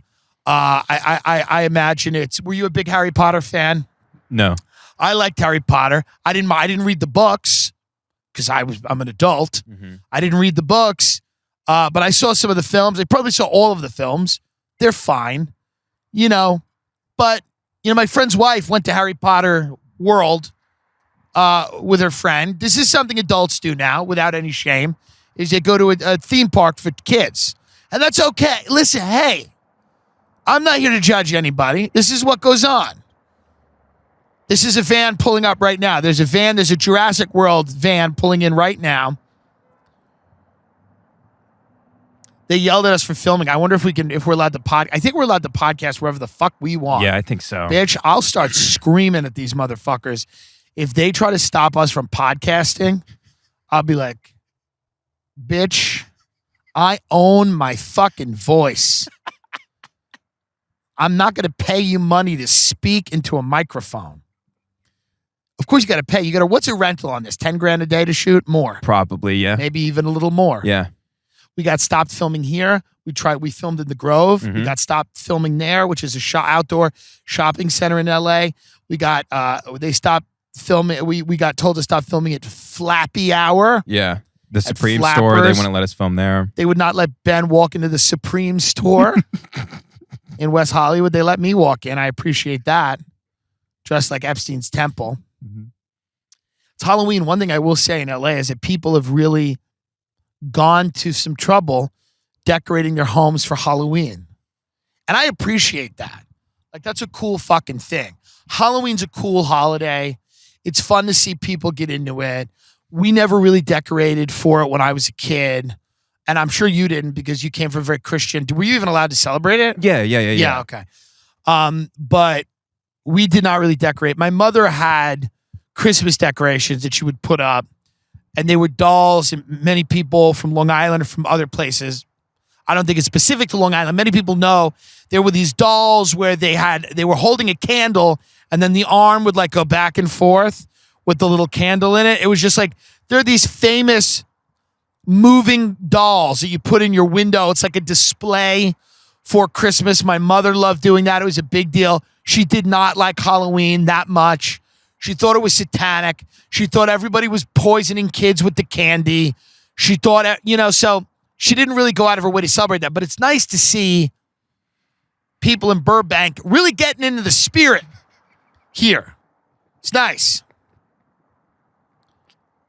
And you can see the kids when they hit, like the kids that are a little older are walking around and they're kind of, you feel the energy of like they're trying to like break off from the pack. They're trying to get into trouble. They're trying to figure out like what's the next move. I remember 7th grade or 8th grade, I went out with like the kids in my grade that were popular or cool or whatever you want to say. They were all throwing eggs at cars and other people. That's what you did in 8th grade. That was like a rite of passage. That's as you were growing up.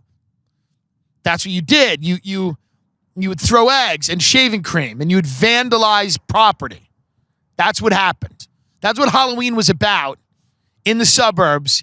If you were a winner, you would go out and you would get in a group of people and you would vandalize people's homes and their cars. And you would throw eggs at kids, and hopefully those kids weren't bigger than you and would come and beat the shit out of you. And every now and then you'd hear some story about, I don't know, some kid who swallowed an egg and died. Or, there's always a story.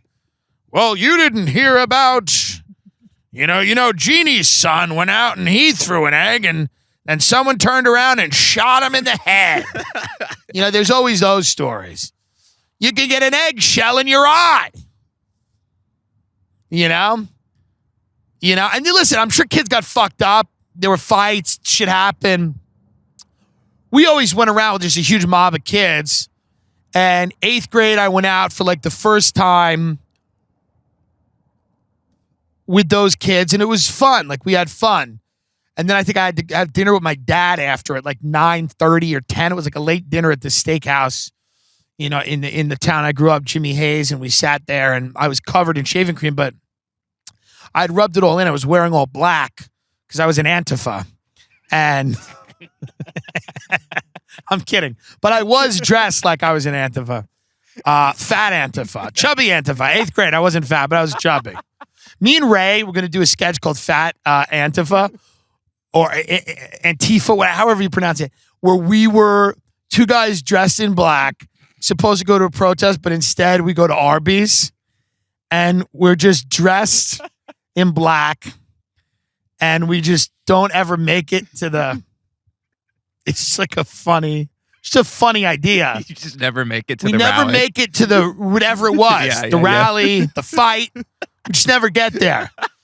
We just keep going to different restaurants, like stopping off to just get different fast food items on the way to the rally, and we just never get there. And at the end, like a Tommy Lahren type girl comes and just like hits us with the butt of a gun or something. Like, we get close enough to the actual rally, and then she just comes in and just fucking...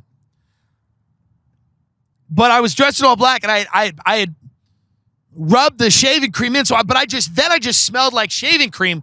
So my dad's like, "What is wrong? What do you smell like?" We were at the table with him and the owner of this restaurant.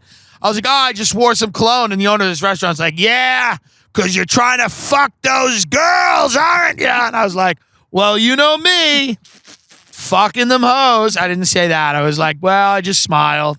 My dad was like, "That's what he's doing, just wearing cologne, trying to fuck members of the opposite sex," which was not the case. We were just trying to have some fun and throw some eggs and vandalize people's property that they'd worked hard for, kind of. It's Long Island. As I look back now, I go, you know what? Listen. An egg on your Buick LeSabre isn't the worst thing that ever happened to you. You're fine. And then the big thing was gang initiation. Everybody was like, Halloween is a big night for gang initiation. And it might be. It probably is. I don't know. But I remember the worry was, the fear was, because everybody loves, like, fear.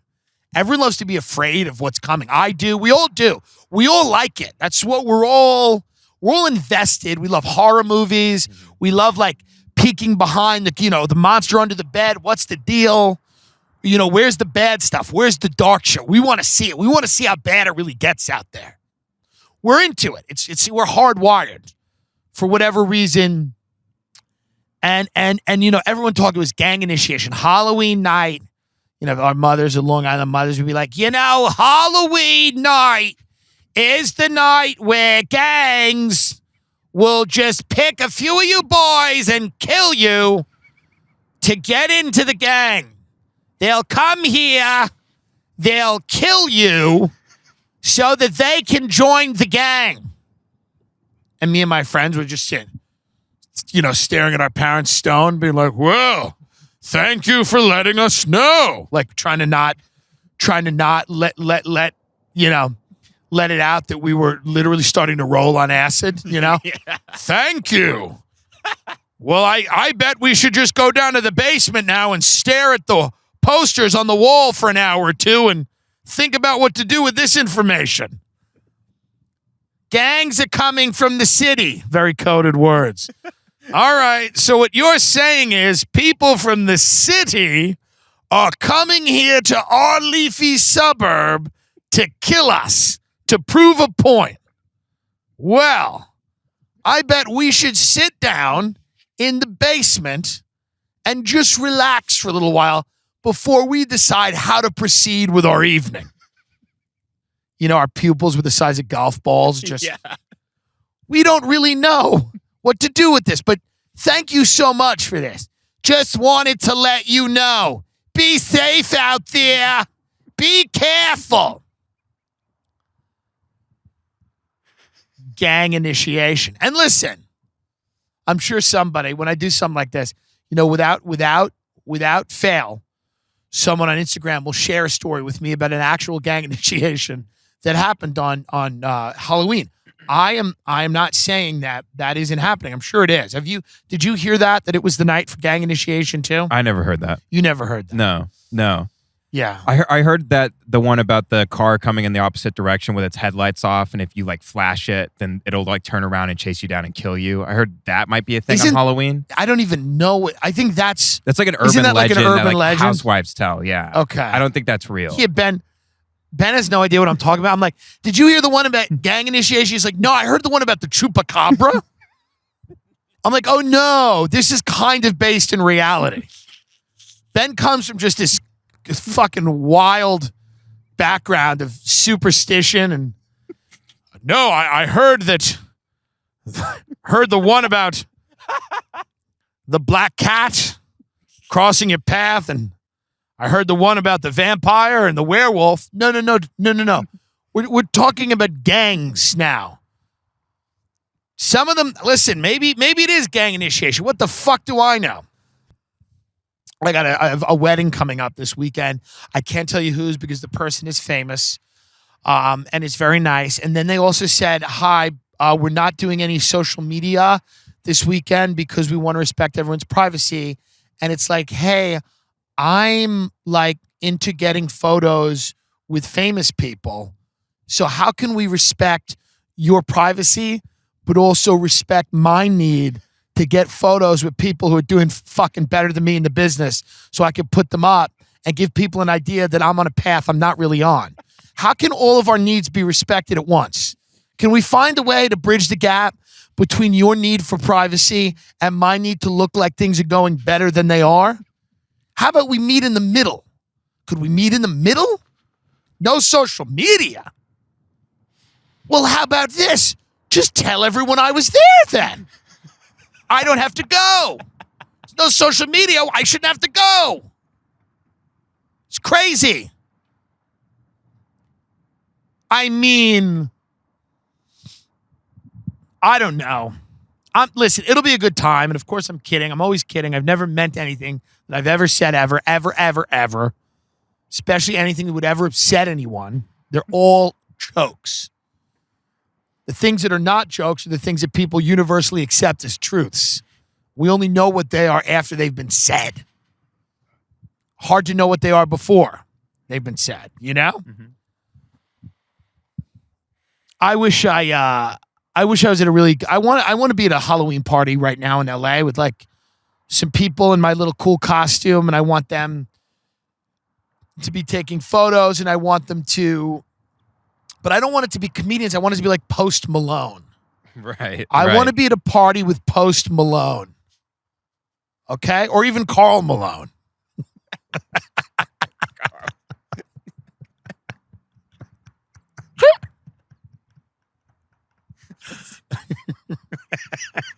What if is that such a unreasonable request? I want to be at a party with Billie Eilish.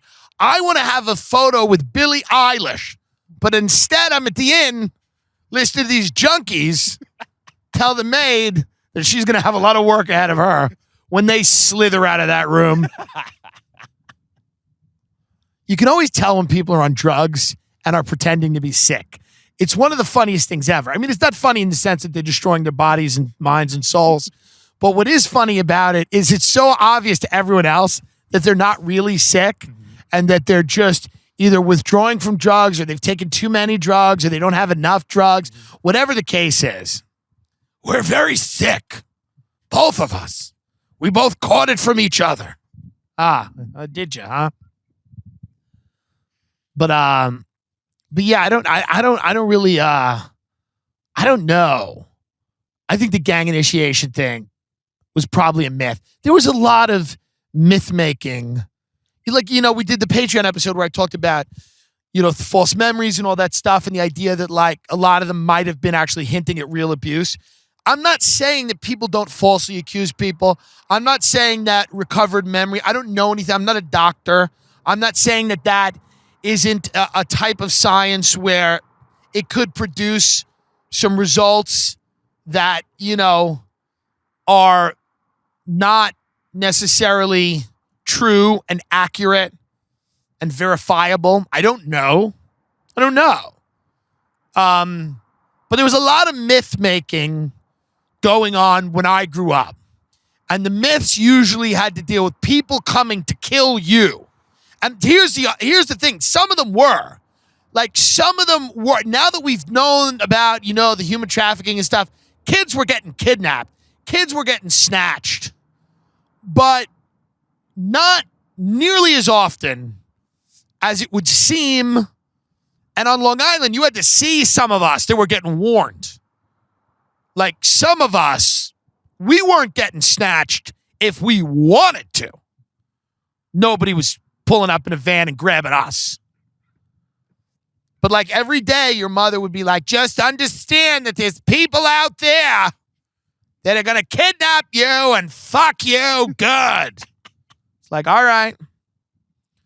The thing is, if we were innocent kids, listen, they weren't wrong to warn us, but what was hilarious is that we were cocaine addicts and stealing from them. That was funny.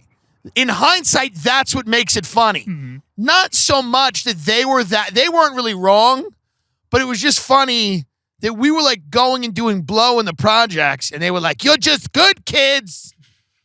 There's bad people in the world. I'm like, we know, we're them. We got a good idea. They were all of our friends. All the people selling coke to 14-year-olds, those bad people, yeah, we know them. They're pretty funny. They're actually a good hang. But I'm sure that there's not. The thing with the wedding, there's a lunch and then the ceremony and then the dinner. I don't need to be there for the lunch and then the dinner. No one's doing that. No one's doing it. We go for one meal. It's not 9 meals. Otherwise, you go there for the whole weekend. I can't go there for the whole weekend. You go for the ceremony. You do the meal. I don't even go to my best friend's wedding. My friend Joe got married in New York. I had a weekend. I worked for years to start headlining at clubs, and if they let you get a shot to headline, it could be the only shot you get that year or that 18-month period. You want to get in the rotation of these clubs. So a lot of people that I really love and care about, I could not go to their weddings because I work Friday, Saturday nights. This is what I fucking do. I mean, and I worked for free for many years to get to the point where I could get paid to work on a Friday or a Saturday night. So it's not that I don't value people committing to each other or the ceremony, but what I can't do is give up. And now I can do it easier than I could then. Now I can move things around more than I could have then. Back then, I was just getting on the map. This was like my first chance at a lot of these clubs headlining. And, people would get married. I would have to go, I can't. I really have to work. I mean, that's a fact, It's literally a fact. I enjoy weddings. I've had fun. I've had good times at weddings. I'm trying to think of my favorite wedding that I've been to. Maybe my friend Joe and Allison, who you met, mortgage people. Mm-hmm. They had a lot of fun. It was a very Long Island wedding. The Long Island wedding is always a huge waste of money. A Long Island wedding is an $80,000 where you take a handful of money and light it on fire in front of a room full of people. It's a 12-hour event where you save for like 2 years and you live in a basement and you because your wife wants to feel like a princess for 9 hours before she goes back and does medical billing for 9 years and gets fat. She wants to feel like a princess for just a day before she goes back and starts drinking fucking French vanilla coffee mate out of the fucking bottle with her other friends and smoking Marlboro menthol lights outside of the medical billing office in Coram. But before she commits herself to a lifetime of that, she wants to shove her ribeye-sized steak feet into a few nice shoes, put on a nice but cheap-looking but expensive wedding gown, because Long Island loves spending a lot of money on something that looks like you found it, and then strutting her stuff. She's been on keto for 9 months. She's lost 6 pounds because she doesn't know what keto is. And you and all your dirtbag friends get to go do cocaine one more time, and I mean one more time that week, at a strip club the night before, the week before the big day. And then your father gives you a fun talk, before the wedding. He says some, profound grunt. He's like, you're like, thank you. That's, thank you for that guidance. And then you go to a place like Jericho Terrace, or you go to a place like Leonard's of Great Neck, where they shot a scene from The Sopranos. You go to a garish, disgusting Long Island catering hall that has some stupid name like Chateaubriand. And you go to this place, and it has a fountain, and it looks like a place where they have like Little League trophy night, which they do. And it looks like a place where subprime mortgage brokers learn how to rob you. We did. And it looks like a place where they have sales conferences, big-titted, blonde-haired bitches and Goomba, greasy-haired pigs eat chicken franchise and figure out a way to snatch your pension from you with PowerPoint presentations. Because that's what these places do during the day. And then on the weekends, they all light themselves up so that Nicole and Tommy can finally tie the knot. A match made in heaven. I met Nicole at Lily Flanagan's when she lost her shoe. She was vomiting. When I asked if she had too much to drink, she said, no, it's because I'm actually pregnant. But she was enjoying herself, having a few drinks. I fell in love immediately. The next day, I took her to get an abortion and a bacon, egg, and cheese. And we discussed how sometimes movies aren't good.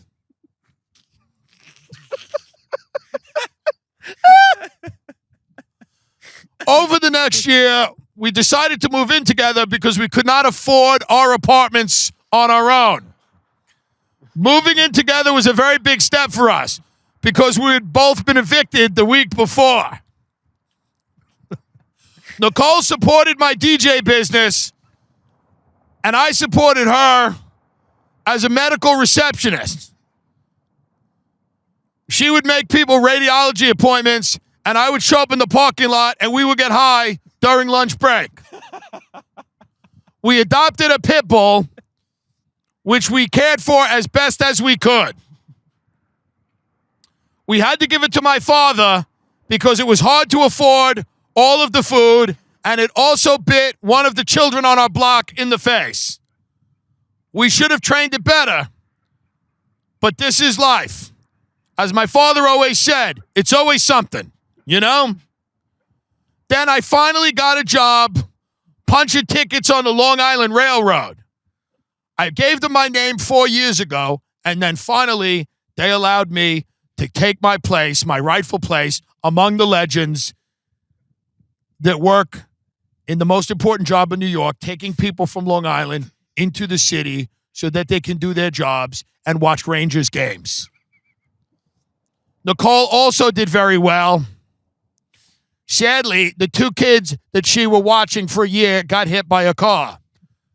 So Nicole decided she was going back to bartending. Our parents were so proud when we finally got married. I proposed at Lily Flanagan's. And then our parents told us that they would pay for our ceremony at Chateaubriand. Nicole, I love you. I've always loved you. What happened with your friend doesn't matter. You know that she's a skank whore. And I know that you've always loved me. I can't wait to have many children with you, show them how to play baseball and get drunk and beat each other up. I mean, that's the Long Island, And then she's like, thank you, Tommy. I love you, Tommy. My name is Nicole. I feel very special today because my friend Donatella is here with me. I know that you've had many struggles over the past 4 years. You were gone for a period of time, in and out of rehab and jail. I love you, Donatella. Thank you for being... Where is Donatella? She's in the bathroom? All right. When she gets out, I tell her I love her. Tommy, you're so beautiful inside and out. You're not only a person that I know, but you're someone that I really, truly understand. The first time we saw a movie together, Harry Potter, I remember how we said it was overrated and we didn't really understand it. And then you explained to me that we had actually seen the 3rd Harry Potter and we should have saw the first 2 Harry Potters first. Then we went and saw the first 2 Harry Potters with each other, and now Harry Potter is the most favorite thing we've ever seen ever because you're my magic, baby. We don't have Dumbledore, but we got each other. Our honeymoon will be at Harry Potter World, and we will stay at the Safari Inn where they will pick us up in a van. There will be a fat man on the roof yelling. You will say that you think you know him and that you did coke with him in your town. And he's the comedian. We will then ask him for free tickets to his show at the Comedy Store. So I just want to say, Tommy, I absolutely love you. I want to thank my mother. My mother, you're everything to me. You show me what it's like to be a bad bitch who drinks Long Island iced teas, who doesn't take any shit, who shows up for work when she wants, who quit cigarettes and yet still smokes, who knows how to carry herself in the community as a woman. You told me how to be a woman, Mommy. I'm going to cry. I just love everybody so much. Thank you for sharing a special day. So I love weddings. I love them. Long Island weddings are the best weddings because they're 2 people, 2 criminals, 2 demons, 2 monsters, 2 things that crawled out of a swamp of coffee creamer and bacon, egg, and cheese with ketchup and buffalo calamari and beer farts and Long Island iced teas and excuses, and the dog ate my homework and I failed out of Oneonta. 2 absolute pieces of the puzzle that unite and start the process of living a horrible life and ruining this world just a little bit. Just a little bit in the ways that they can. Being a little ruder, a little dirtier. They make the world a little less understanding. Oh, enough.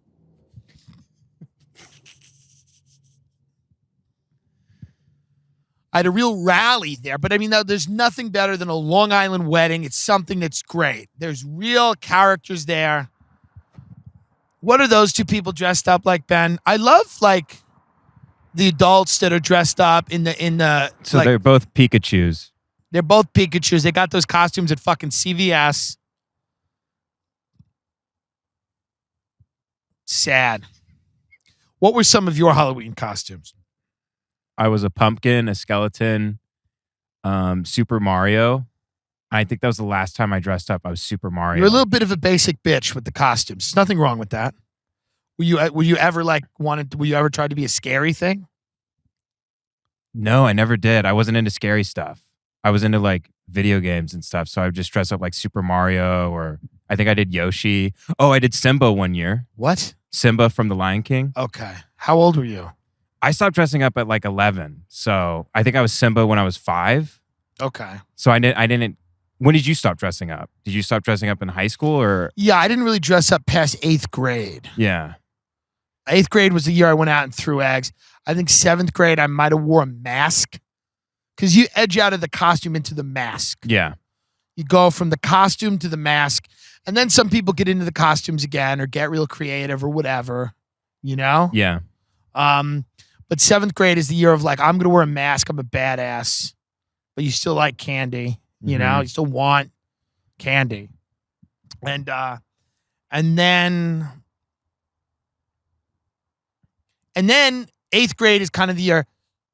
And then high school, you know, some people have parties, but then high school Halloween, I'm trying to remember. I think they were just, you know, high school had a Halloween, like,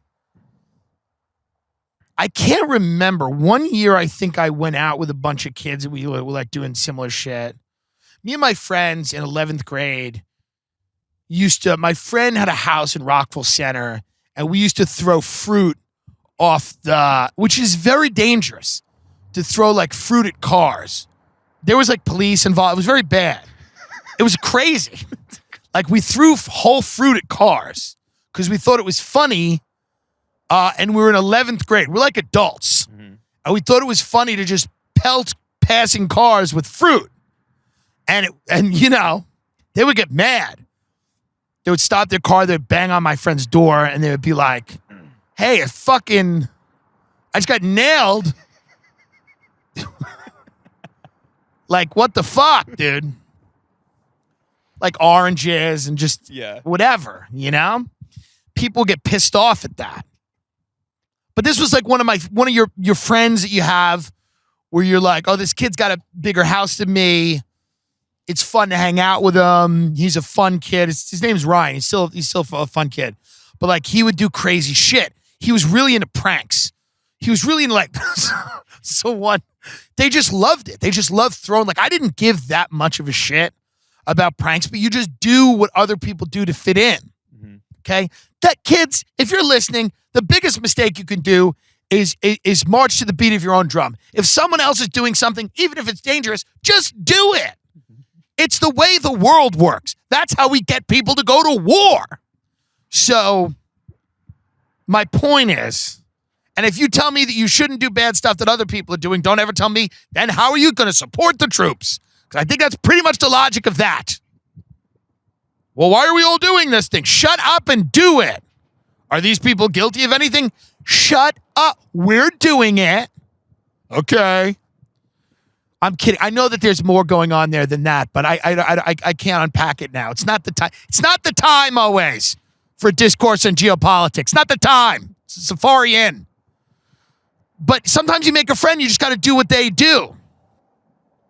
And this kid loved throwing eggs. One time, me and him, our other friend Tim, who passed away from drug overdose, who's a great kid, very funny kid, insanely funny. Some of the first times I ever got drunk were with this kid.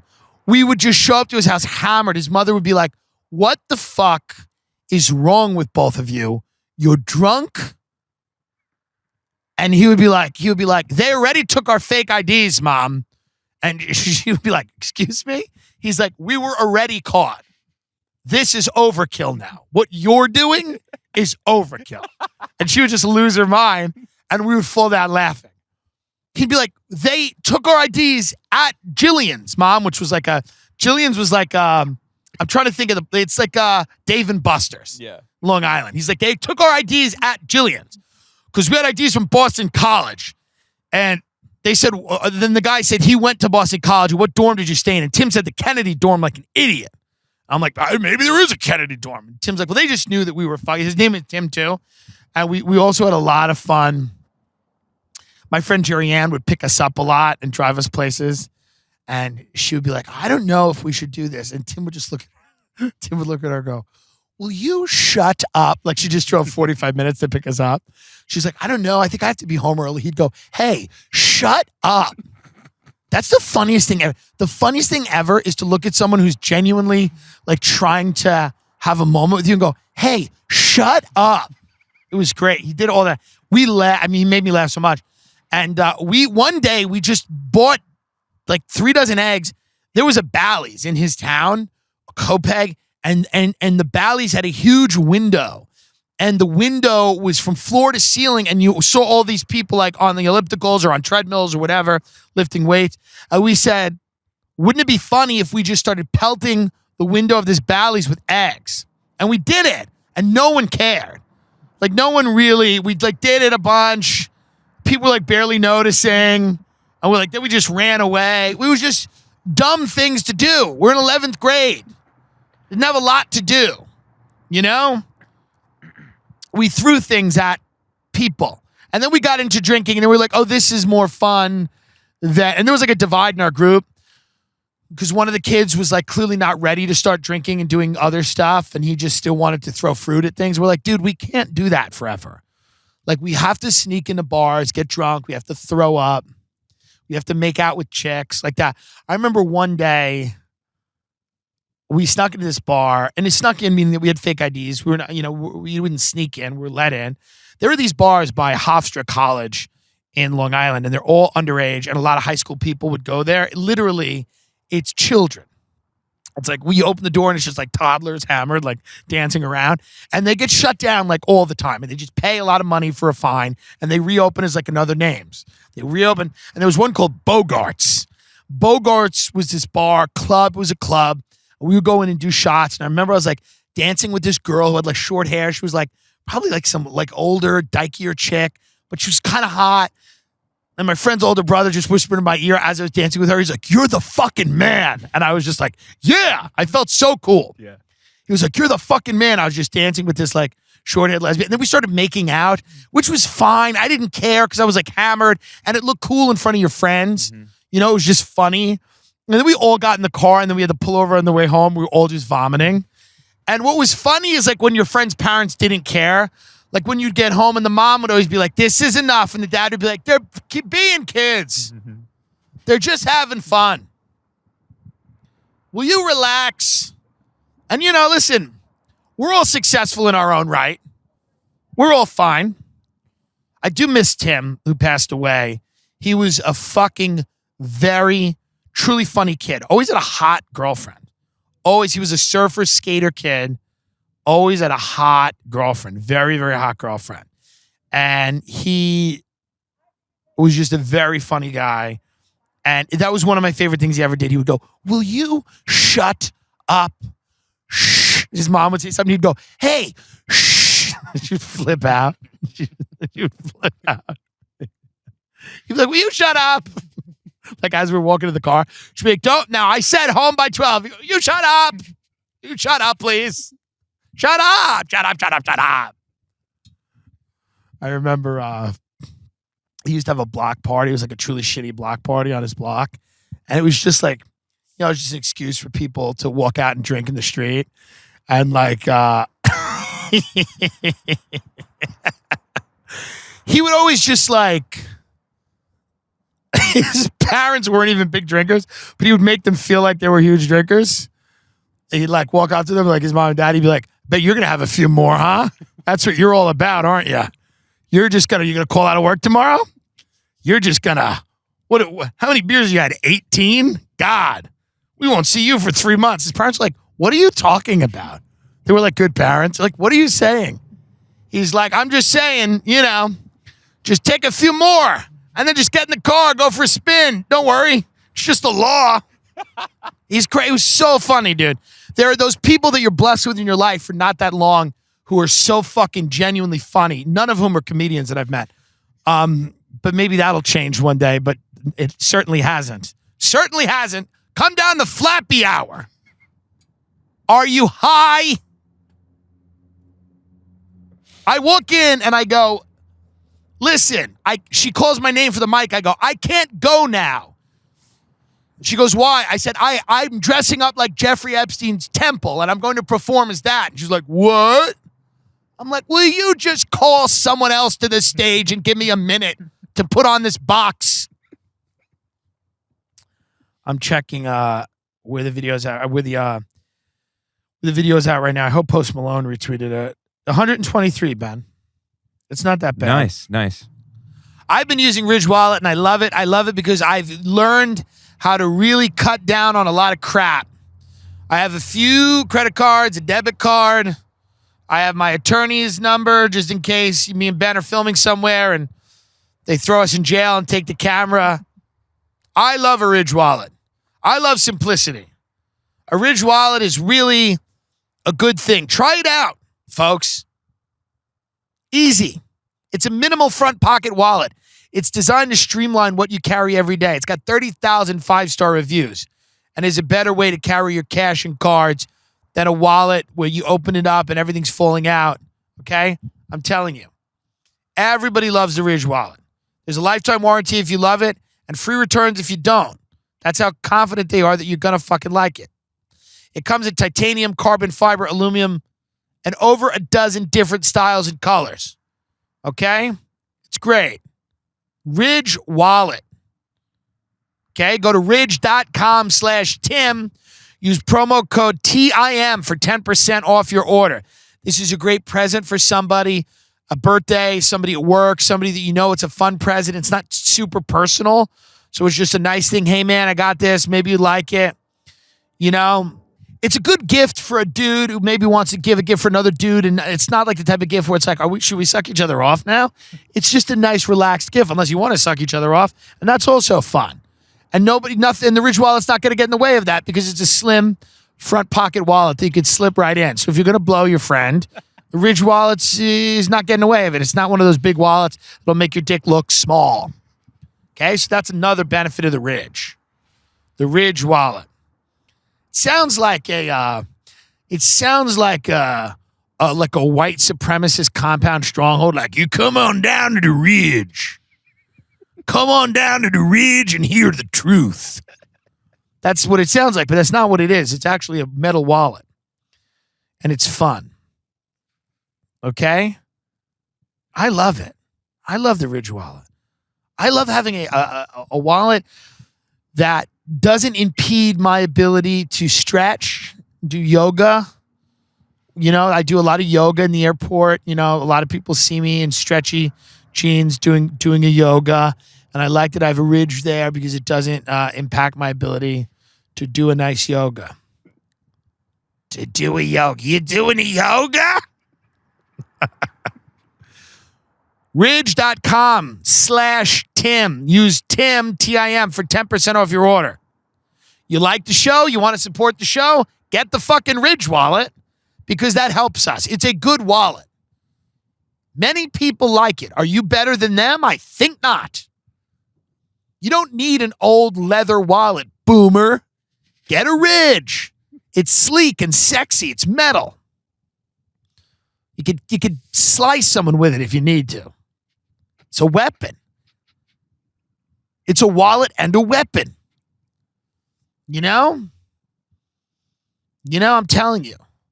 The Ridge Wallet is essential for the modern man. Or woman. You better buy these women.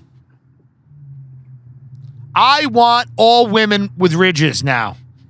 I want non-binary people, gender non-conforming. I want all of you to have Ridge wallets. The Ridge Wallet doesn't have a gender. It's a little metal thing. It could be for anyone. It's not masculine or feminine. It's just there. It's just like, it's metallic. It's an element. The carbon Ridge is my favorite. What's your favorite Ridge? My favorite Ridge? Yeah. The one I have in my Which back one pocket. is that? This guy right It's here. a front pocket wallet, dummy. Oh, I put it on my back on accident. This one, it's such a cool color. I put it in the YouTube video. You can see the picture of it. It's like blue on the top and it goes down to the gray. I love it. You're like a real mall skank. Anyway, get the Ridge Wallet. It is a cool thing, actually. I do like it. Listen, I have the carbon one. I like the carbon one. Ridge is the future of wallets. They have great backpacks. Can people also get the backpack? I think so. I have one of the backpacks. I love it. I love the backpack, too. I don't know if I don't know if they sell the backpacks. I would imagine they do. Yeah. Get the wallet first. That's more important. But listen, also check into the backpack. They make a really solid backpack. You know? Truly tremendous backpack. I'm all about Ridge. Come on down to the Ridge. My wife will make you a meal, and we'll sit down and tell you the truth, and then you decide what you're going to do about it. The Ridge. It's FBI agents being like, we're watching The Ridge. We've been watching them for 6 months. It's been intensity of activity, a flurry of activity up at The Ridge. Where it sounds like what's that dumb show on Netflix that everybody loves? The Ranch. The Ranch with Ashton Kutcher. Yeah, The Ranch. God help us. God help this country. Is it good? I haven't watched it. I don't like it. Yeah. It's a sitcom. It's Sam Elliott and Ashton Kutcher, and he's the dad, and they're married, and they live on a ranch. I'll do that. I'll do it. As much as I criticize all this shit, I will be in any of it because there is no God, and we're all going to burn in hell. Ridge Wallet. Ridge.com/Tim. 10% off your order. TIM. Don't fuck around. Get the Ridge. 5 to what, an hour? We're at 55 right now. Yeah, we got to do longer than that. Yeah. I'm just giving you a We timestamp. got to do 6 hours. I'm deciding when I have to fly. The problem with flying back to New York is that you lose 3 hours, and I hate fucking up like my sleep cycle. I hate like taking a red eye where I don't sleep, and then I nap during the day, and then I can't go to bed at night, and now I'm fucked. I hate red eyes. Red eyes drive me insane. I don't like them. They make me paranoid. I don't like being on a plane where everyone's asleep but me. I don't like it. So then I sometimes leave early in the morning, but then sometimes you leave so early in the fucking morning that it's absurd. I still may book the 6 a.m. flight. I don't know. I got to go. I got to get a dress shirt for this fucking wedding. And I got to get khaki pants or like nice pants, a dress shirt for the wedding. I actually don't have to do, I thought about it. I'm like, I don't really have to do laundry before I get back on Sunday. I'm just going to buy an outfit and wear it Saturday. That's right. Yeah. I can just do it on Sunday. Perfect. I don't have to go crazy. I just have to go to this wedding where I'm going to give somebody who makes millions and millions and millions of dollars a $400 gift certificate to a restaurant and a bottle of wine that I'm splitting with another person. It's a group gift, okay? But that's the way it is. You gotta act appropriately. This ain't a Long Island wedding. This is upstate, Westchester. These people know how to act. This is gonna be nice. I'm expecting some good food. Some very nice food. That's the situation. You got a wedding coming up. Have you guys done any planning for it, or it's kind of... Yeah, we have the venue and everything, but we're working on everything else right now. Right, yeah. You gonna have a DJ? You gonna have a band? I'm not sure yet. You want me to get Post Malone? He's good, man. He's talented. I like him. What are you saying? I like him like I don't like him. I like him too. He's good. You want me to get Billy? Yeah. Can you get Billy to come to my wedding? I'm a bad guy. Do-do, do-do-do-do-do. People in Long Island are so out of it, they wouldn't even know who she is. Who's this girl? Oh, this sucks. Put on Joel. Where's Nelly? They're like 13 years behind popular culture. Yeah. I like Nelly. Where's Kanye West? We love Kanye. They love Kanye now. He's talking about Trump and Jesus. Nice. It's a real interesting thing. Watching people commit their lives to each other is an amazing thing. I have friends with children. That's an amazing thing. I encourage people to do that, to have children, to get married. I think that's the way to do it. I think those experiences matter. And I think that we kind of devalue those experiences and we tell everybody to follow their passion or their dream, knowing full well that most people don't have a dream. They have dreams at night, but they don't really have a passion. And a few people that have the passion don't really have the work ethic or the ability to do anything with it. So we've had this massive switch in society where we're now just telling everybody that they shouldn't have a stable career. They should have an exciting one, and they should just be excited because that's what Gary Vaynerchuk said. Gary V told me to be excited every day, and You know, and listen, I get it. Listen, I get that it sucks being in a dead-end job. I get that you want to push yourself and you want to do something that you love. Good. You should do that. But the lack of honesty in society about what that takes, I don't feel like it's ever been higher, or like it's at a fever pitch now. The dishonesty and the lying to children about what it takes to follow a dream or a passion. We're completely denying reality, and we're telling children to follow your heart, follow your dreams, and that's why we have a generation of people that are completely unprepared when the door is shut in their face continually and repeatedly, and they can't handle rejection. And then they flip out and they don't know why they were rejected. And they start saying, well, it's society. It's this, it's that. It's these barriers. It's the way it is. It's the rule and not the exception, that people are going to tell you to fuck yourself over and over again. And we seem to leave that out. All the stories seem to leave that out. You know?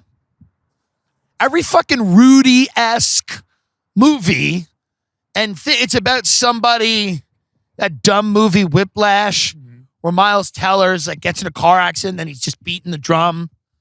You know? That's you know. Is that what you want to be? I'll just tell you, there's never been a time that I feel like there's more of a disconnect between the reality of what that process is, doing something on your own, and the idea of what that process is, and how, glorified that process is by people that tend to make money off their commodifying your hopes and dreams. And they're making money telling you to follow your hopes and dreams, and they don't have a goddamn clue what your hopes and dreams are. Your hopes and dreams might be an ethno-state. They might be another Epstein Island. Who knows? But these people are just here to tell you to just go and do it. Just do it and get it done. Fuck it up. It's your time to crush it. Maybe it is. Maybe it ain't. It's a mixed bag. That's a Tim Dillon motivational course.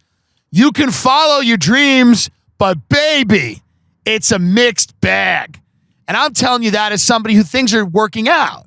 It's a mixed bag. You got to make a few sacrifices. You got to, it's not always going to be what you think it's going to be. And you don't, you have to kind of put a few things on the back burner to do what you want to do. And nobody tells you that. Everybody tells you how fun it's going to be. It's just, go and get the glory, bro. It's going to be great. And, it's not necessarily great. There's a lot of people I know that got stable jobs that are very happy with stable jobs and insurance, and they're able to have things on the side, and they don't need to earn money doing the thing they love. They can just simply do the thing they love. That's it. That we don't talk about that anymore in society. It's all or nothing in this society. It's all or nothing. We don't like any moderation. So it's like go all the way or fuck you. It's like that's not always the case. There's a lot of people that have hobbies that are a great part of their life that they don't need to earn money doing. Most people doing comedy, it's a hobby for them. They don't know that it's a hobby because they're insane, but it's a hobby. They earn no money doing it. Here comes the fire. Here comes the fire trucks that nobody lets pass. No, it's an ambulance. I was driving today and, oh God, here we go. They go so slow, these fucking people. Rush! You're supposed to be saving somebody's life. But did somebody get an eggshell in their eye? But, I was driving today up through Beverly Hills, and then the fire trucks were coming behind us. These people don't even want to let the fire guy. They don't want to even let the fire truck through, because they're late. They're late for a table read from mom. Oh God! They want to hear. They need to be at their table read for the new show, Mom, about his zany mommy. She's the zany mommy. How about a show called Nazi Mom, where mom is red-pilled? Wouldn't that be a great show? Mom is red-pilled, and the family now has to deal with it. And the dad is like, what's going on? Everybody thinks it's always like men that are red-pilled. What if mom is red-pilled and everybody's trying to pull her back and she's drifting further and further? Does that not excite anyone? That excites the fuck out of me. That excites the fuck out. I never really wanted to be in a writer's room. I'll tell you right now, if they do a show called Red Pill Mom, I will write for that show. You know? Where like the family sits down for dinner, okay? And she's just sitting there and she serves everyone like roasted chicken or maybe like salmon gravlax, you know? And they're like, why are we eating this? And she's like, well, you don't really know much about your Nordic heritage, but I think we should start talking a little more about who we are and where we come from. It starts like that. Like, and people are like, okay, like that's fine, right? And then progressively through the first episode, she starts letting you in on the fact that she's a little based, as the kids say, as the new generation of children say. It's going to be a fun world in 20 years. I'll tell you that much. If the kids are any clue, it's going to be a fun world. You may want the corporations in 20 years. You may be begging for Chase back. You might be like, remember when it was just Citibank that we had to contend with and not bands of marauding psychopaths that are armed to the teeth? I don't know if that's the case, but it certainly doesn't seem that. Thank God no one leaves their home. That's the only thing that we all can really just sit in the fact and the comfort that nobody really, unless they have to, leaves their home. We've created such a life for ourselves online that we would never be able to produce in actual life. Online, everyone's a hero and everyone's this and that. And in real life, everyone's just online at Dunkin' Donuts and disgusting. But online, everybody's making positive changes. Their lives, it's one motivational poster online. It's like an eagle with the wings spread. Everyone's like, soar. I'm soaring. I'm destroying people. I'm clapping back at the president. I'm shitting on the president. I'm giving celebrities a piece of my mind. And then when you walk out of your house, what do? You go to McDonald's and you get a cheeseburger and then you eat it in your car and you cry. And then you go back in and you're like, I'm going to tell Alyssa Milano to fuck off. And good, because I don't like her. But that's what it is. So whenever I think things are going to get too bad, I realize that we are blessed with the fact that, but you know, who knows? That'll eventually run out, I'm sure. And as things get worse, people might venture outside. I don't know. May happen. May not.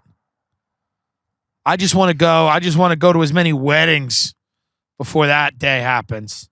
I just want to go to weddings. That's all I want to do, man. Is just go to weddings. Somebody was OJ. Oh, OJ Simpson did a Halloween thing. I love him. Can we forgive him? Can we let him back in? Like, can he come back now? He paid his due. He killed his wife and a waiter. But look at all the good things he's done. Like, I'm sick of this cancel culture not taking into account the full person. And that's what I think OJ is I view him as the first casualty of cancel culture. Really.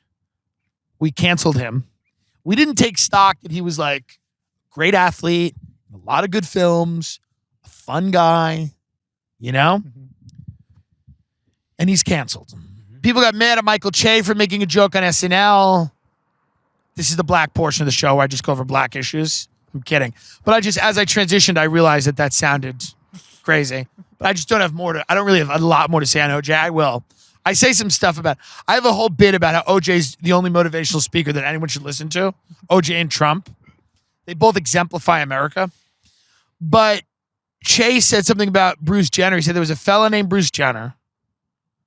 And people said that's dead naming a trans woman because Caitlyn is now Caitlyn. And my whole thing is, well, he said was. There was a fellow named. He didn't say Caitlyn was Bruce. He said there was, like past tense, which there was. Bruce Jenner existed. He got married. He had children. He won Olympic gold medals. I mean, to say that Bruce Jenner was never Bruce Jenner, you could say that he didn't feel like Bruce Jenner. Okay. You can't say he wasn't ever the thing. But I think people are, and then some people are like, oh, it was just a cheap shot, which it might have been. SNL's trash. Jay's really funny, but SNL's garbage. It's just not good. And I've defended SNL. I defended it to open micers shitting on it. And I feel bad that I've defended, because the people who often shit on SNL are often unemployable vagrants who live on floors and borrow drugs. So they are like shitting on a thing that they couldn't, if somebody gave them a job there, they couldn't do it because they would have to shower and leave their apartment and arrive by like 9. Like that would never happen. It could never happen. They couldn't even do it. But they blame all of it. But SNL does. Here's where those human, like human garbage people are right, is that the show is not good. It's not funny. It has funny moments. It's an hour and a half. It doesn't have as many funny moments as it should. But like everything else, it's past its prime. This guy wrote a thing about Peter Luger's, and is it still good? It's old. It's over. It's got nothing to prove anymore. The heyday it's already in the history books. Nothing matters. Peter Luger's is well past its prime. It's well past any type of, the market isn't checking Peter Luger. It's going to be full no matter what you say about it. SNL's just going to be the show on 11:30 Saturdays on NBC.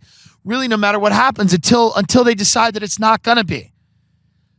That's what it is. I mean, things get so big, it's mythos. Peter Luger's SNL, things like that.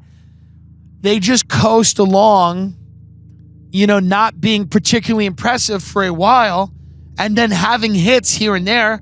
Luger's is certainly still a great restaurant, and SNL could still put out a funny sketch, but it doesn't mean that on the whole, on average, these are institutions that are well past their prime. And I'm always amazed that everybody's shocked that a 150-year-old steakhouse or a show that's been on 40 or 50 years is no longer hitting like it used to be. Yeah, The Simpsons not hitting like it used to be. Get over it. Your childhood is over. Your childhood is done. We're moving on to other things. Stop remaking Mad About You. What the fuck is that? They're going to ruin. If I thought they weren't going to ruin Reno 911, I would love to see it get remade because I loved that show. I guarantee they'll ruin it. They're going to ruin it. They're going to introduce it to a whole new generation of people as something that is much shittier than the fucking irreverent, hilarious thing that it was back when no one gave a fuck. I talking about political correctness, I find myself, it's so funny. You saw some of the Halloween decorations in Burbank, and some of them were a little weird. There were skeletons being lynched on the trees, and I just say to myself, I go, me, guys, I'm not an SJ Dubs, but you start seeing the skeletons being lynched, you go, do we need that? Do we need the lynched skeletons from the tree? Now, I know that lynching has a racial component historically in this country. No, but there was white people that were yeah, no, I know that. I'm just saying, do we need it? Do we need the lynched skeletons for the Halloween display for the children? You got 2-year-olds in Buzz Lightyear costumes pointing at these things. What's that? Oh, that's a way to kill someone where we hang them and we cut off the flow of air. And a lot of times their neck is broken before they can even die of strangulation. Anyway, go and get your peanut butter cup. Okay, pal? I don't know if we need that. There was also there was one that was clearly an ode to what's the one? Was it Michael Myers? What's the one with the summer camp that happens at the summer camp? Friday the 13th.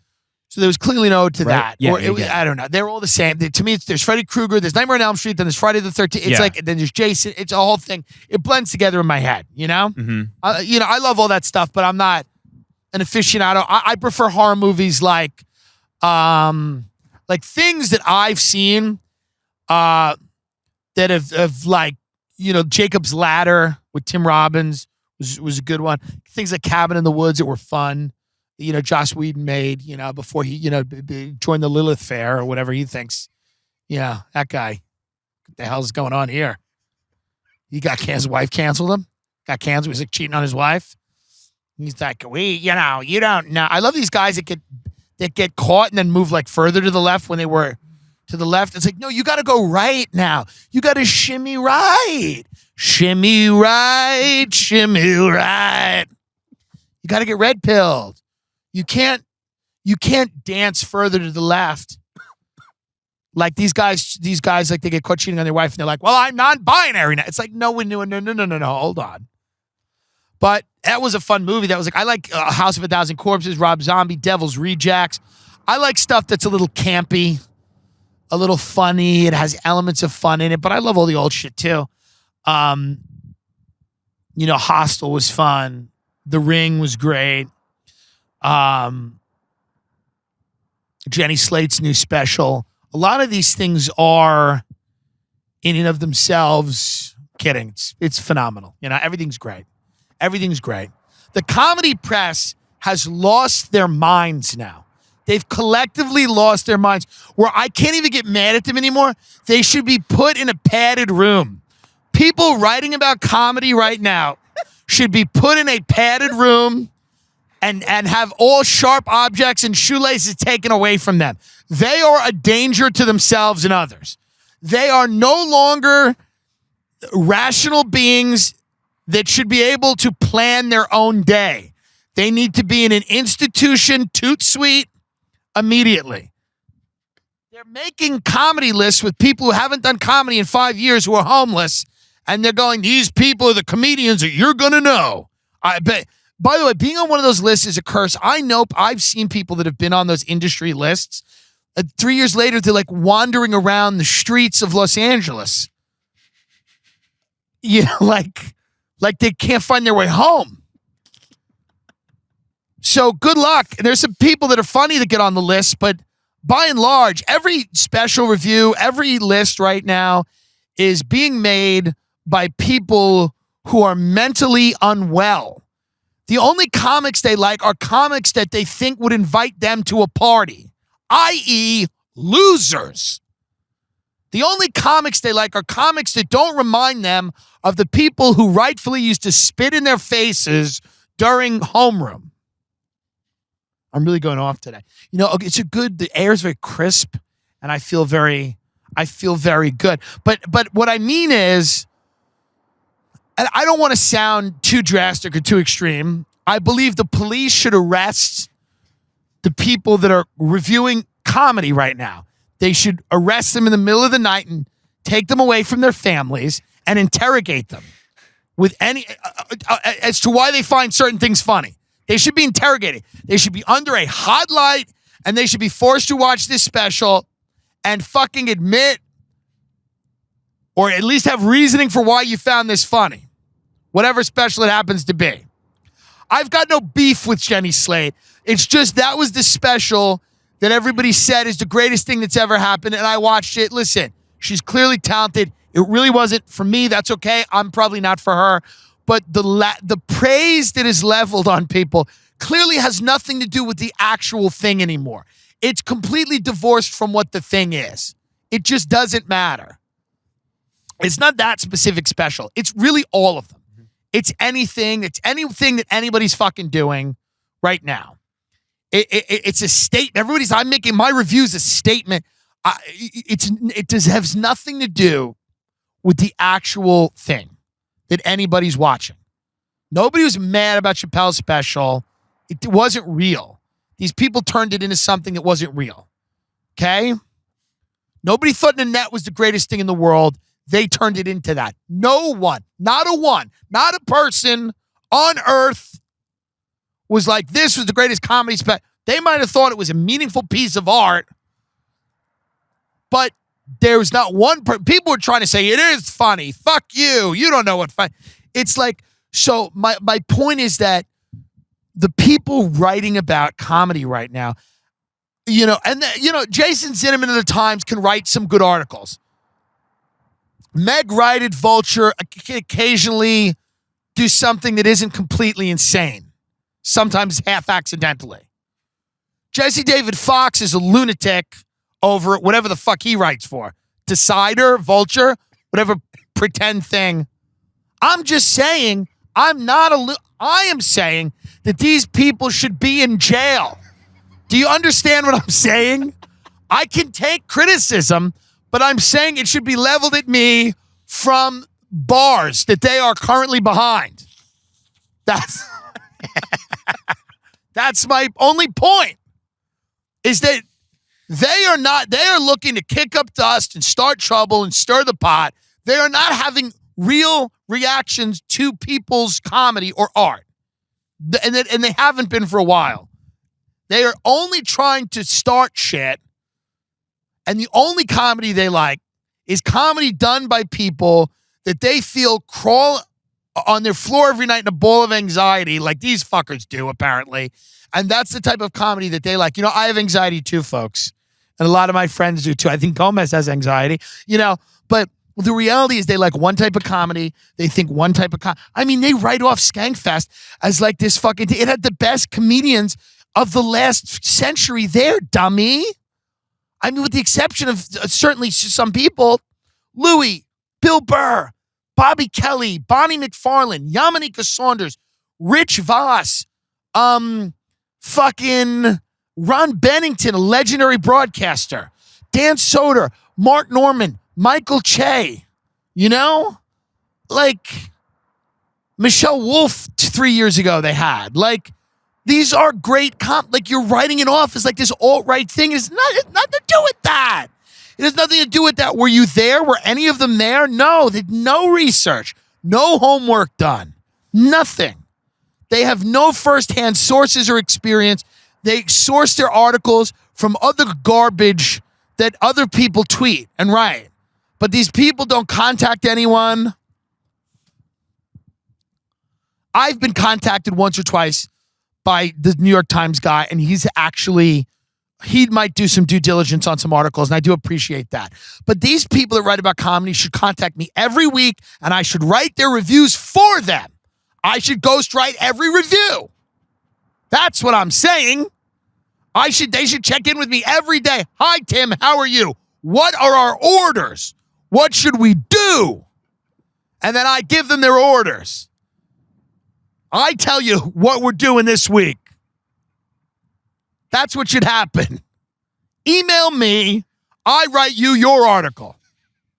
Or you go to jail. I don't feel like I'm being unreasonable.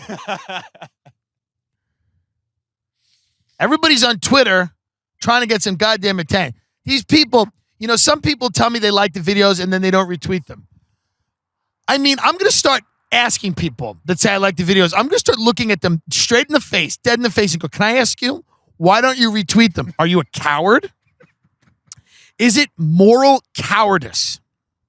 What is it? Is it that you don't feel like I do enough for you? What are we at right now? Hour 22. Yeah, we're going to start to wrap this up because we have to we'll record I'll do some ads on the road, and we'll get this baby to where it needs to be. I wanted to talk about a few more things. It's been a real uneventful Halloween. We made a fun video. We worked very hard on that. We drove, in LA, people don't realize you can only shoot because the sun trenches everything out. It's very hard to shoot. You got to shoot early morning or sunset time between 5 and 6. And to get anywhere in the city is an hour and a half, an hour, long traffic, parking's a bitch. It is, Now, I love doing it, and we have a lot of fun doing it, but it is a process. It's not nearly as easy to make things. You know, when we're in Ben's garage, it's a little different. But when we're going out and actually doing something like this where we got to go to several different locations, it's actually quite different, you know? Yeah. And it's kind of it's very interesting to do it. And then imagine that people do things like that with a huge budget, and they're out there with so many professionals and so many cameras and assistants and a huge budget, and they don't manage to ever do anything funny even by accident. And you're like, that's so shocking to me that you people are so like divorced from what is actually good, that you have all these resources at your disposal and everything you do is shit over and over and over again. It's like amazing to me. But that's the name of the game. It's what it is, folks. You just got to bury your head in a trough of shit for as long as you can. Hopefully somebody taps you on the shoulder one day and says, hey, it's going to be good. You're going to be okay. Keep making those lists. These are the comedians that you're going to know. Yeah? Is that it? That the way it is? Okay. But if we don't know them in a year, the penalty for writing that article should be death. You should be put to death. Because clearly there are no consequences, and the lack of consequences are not good for anyone. Mm-hmm. You pseudo-intellectuals running around there. I should be writing all of the articles about comedy. That's it. That's my offer. And I'm offering anyone out there, some of them listen, please, I will never take credit. I will let you have the credit. And I will write the article. Here's my first article. Here's my first pitch. Okay?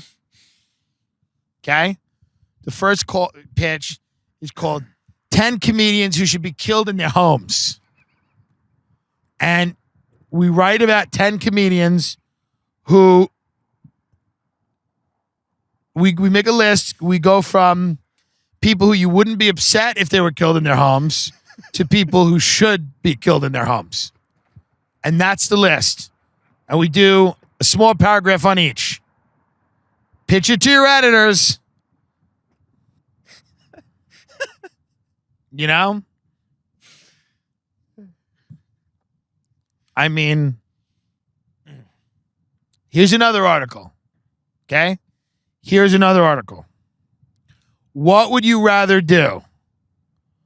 Watch The Tonight Show or your mother get raped? Think about it. Beginning to end, no commercials. Beginning to end. Okay? And the guest is someone where Jimmy can't really understand them because of their quirky accent. Beginning to end. What did you say? What did you say? Or just a good old-fashioned rape of your mother. These are the thoughts. These are the questions. These are the articles that should be written. These are the talking points. These are the issues of the day.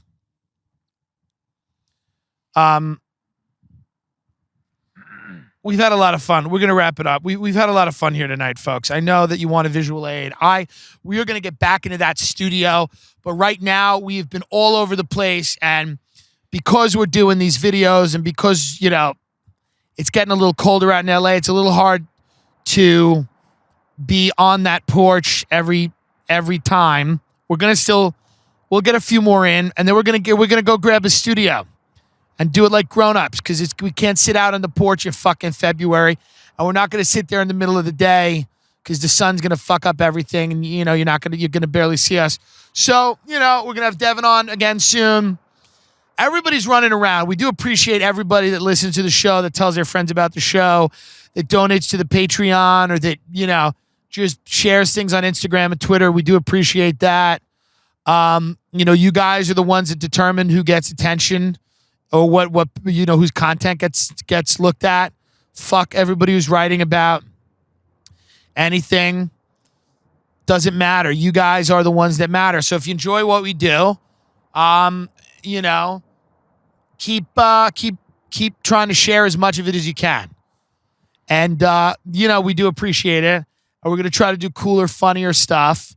And we're going to try to keep getting better. We've got guests that are coming up on a lot of Patreon episodes that I think people are going to dig. And we're going to continue to have fun. So let's all arm ourselves. Let's get ready. I'm kidding. But no, let's really just. Here's a guy driving by. What a perfect ending. Guy driving down the street. Seemingly all of his possessions are on the back of a bicycle. I bet you 2 years ago he was on a list of comics that you were going to know. You were going to know him. Nobody should have any confidence. People in this business should open the door every day, crack it open like there's someone there coming to kill them. And that's the only way to truly advance or to truly appreciate how fragile everyone's position is and how insane this whole entire thing is and how crazy it all is. And this ebullient confidence that people have is disgusting. Be confident in what you put out, but don't become, this fucking person. Like, you're a comedian. You're supposed to be making people laugh. You're not a rock star. You're not a rapper. Calm down. Enough. Cut it out. Your tongue. TimDillonComedy.com for all the dates. I'll be with Bert Kreischer a bunch this week, and then I'll be back in LA. I will be in Fort Worth, Texas at Hyenas the 14th to the 16th of November. I will then be at the Vermont Comedy Club the 20th through the 23rd in Burlington. The 5th through the 7th, I'll be at the Stress Factory in Connecticut, Bridgeport, Connecticut. And then I believe the Comedy Connection in Providence, Rhode Island, the 14th to the 15th? Yeah, 13th and 14th. 13th and 14th Comedy Connection in Providence, Rhode Island. January, I'm going to be at Magooby's. What dates at Magooby's? January 9th through Saturday the 11th. January 9th through Saturday the 11th. Magooby's in Baltimore, Maryland, Timonium, Maryland. Timonium, yeah. Timonium, actually.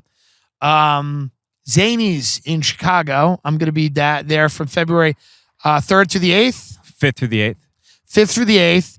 And then I just confirmed it all for today. I'm going to be up in Toronto. And the Toronto dates, it's a theater up there in Toronto. And it's going to be a lot of fun. February 14th, February 15th in Toronto. Then March 4th, Caroline's on Broadway, New York City. First weekend headline in Caroline's. Huge deal. If you're in the New York area and you could get down there, it's going to be a great show. Going to have a lot of fun. I'm going to bring out some really fun openers. You guys are going to dig it. So that's all the live stuff. There's more live stuff. Tim J. Dillon, Dillon on Instagram and Twitter. Share this shit if you can. We do appreciate it. And, rate the podcast. Review us, five stars. Leave us a positive review. Keep telling your friends about it. Buy the products if you need them, even if you don't need them. The CBD helps us a lot. Helps us if you buy these products. Give it a shot. If you hate it, you hate it. Give it a shot. We're doing a swipe up on my Instagram for a new CBD company that we're working with. Check it out. Maybe fun to try. And all of that stuff does help the show. And it helps fund all the shit we're trying to do. So thank you very much. I appreciate it. Goodbye.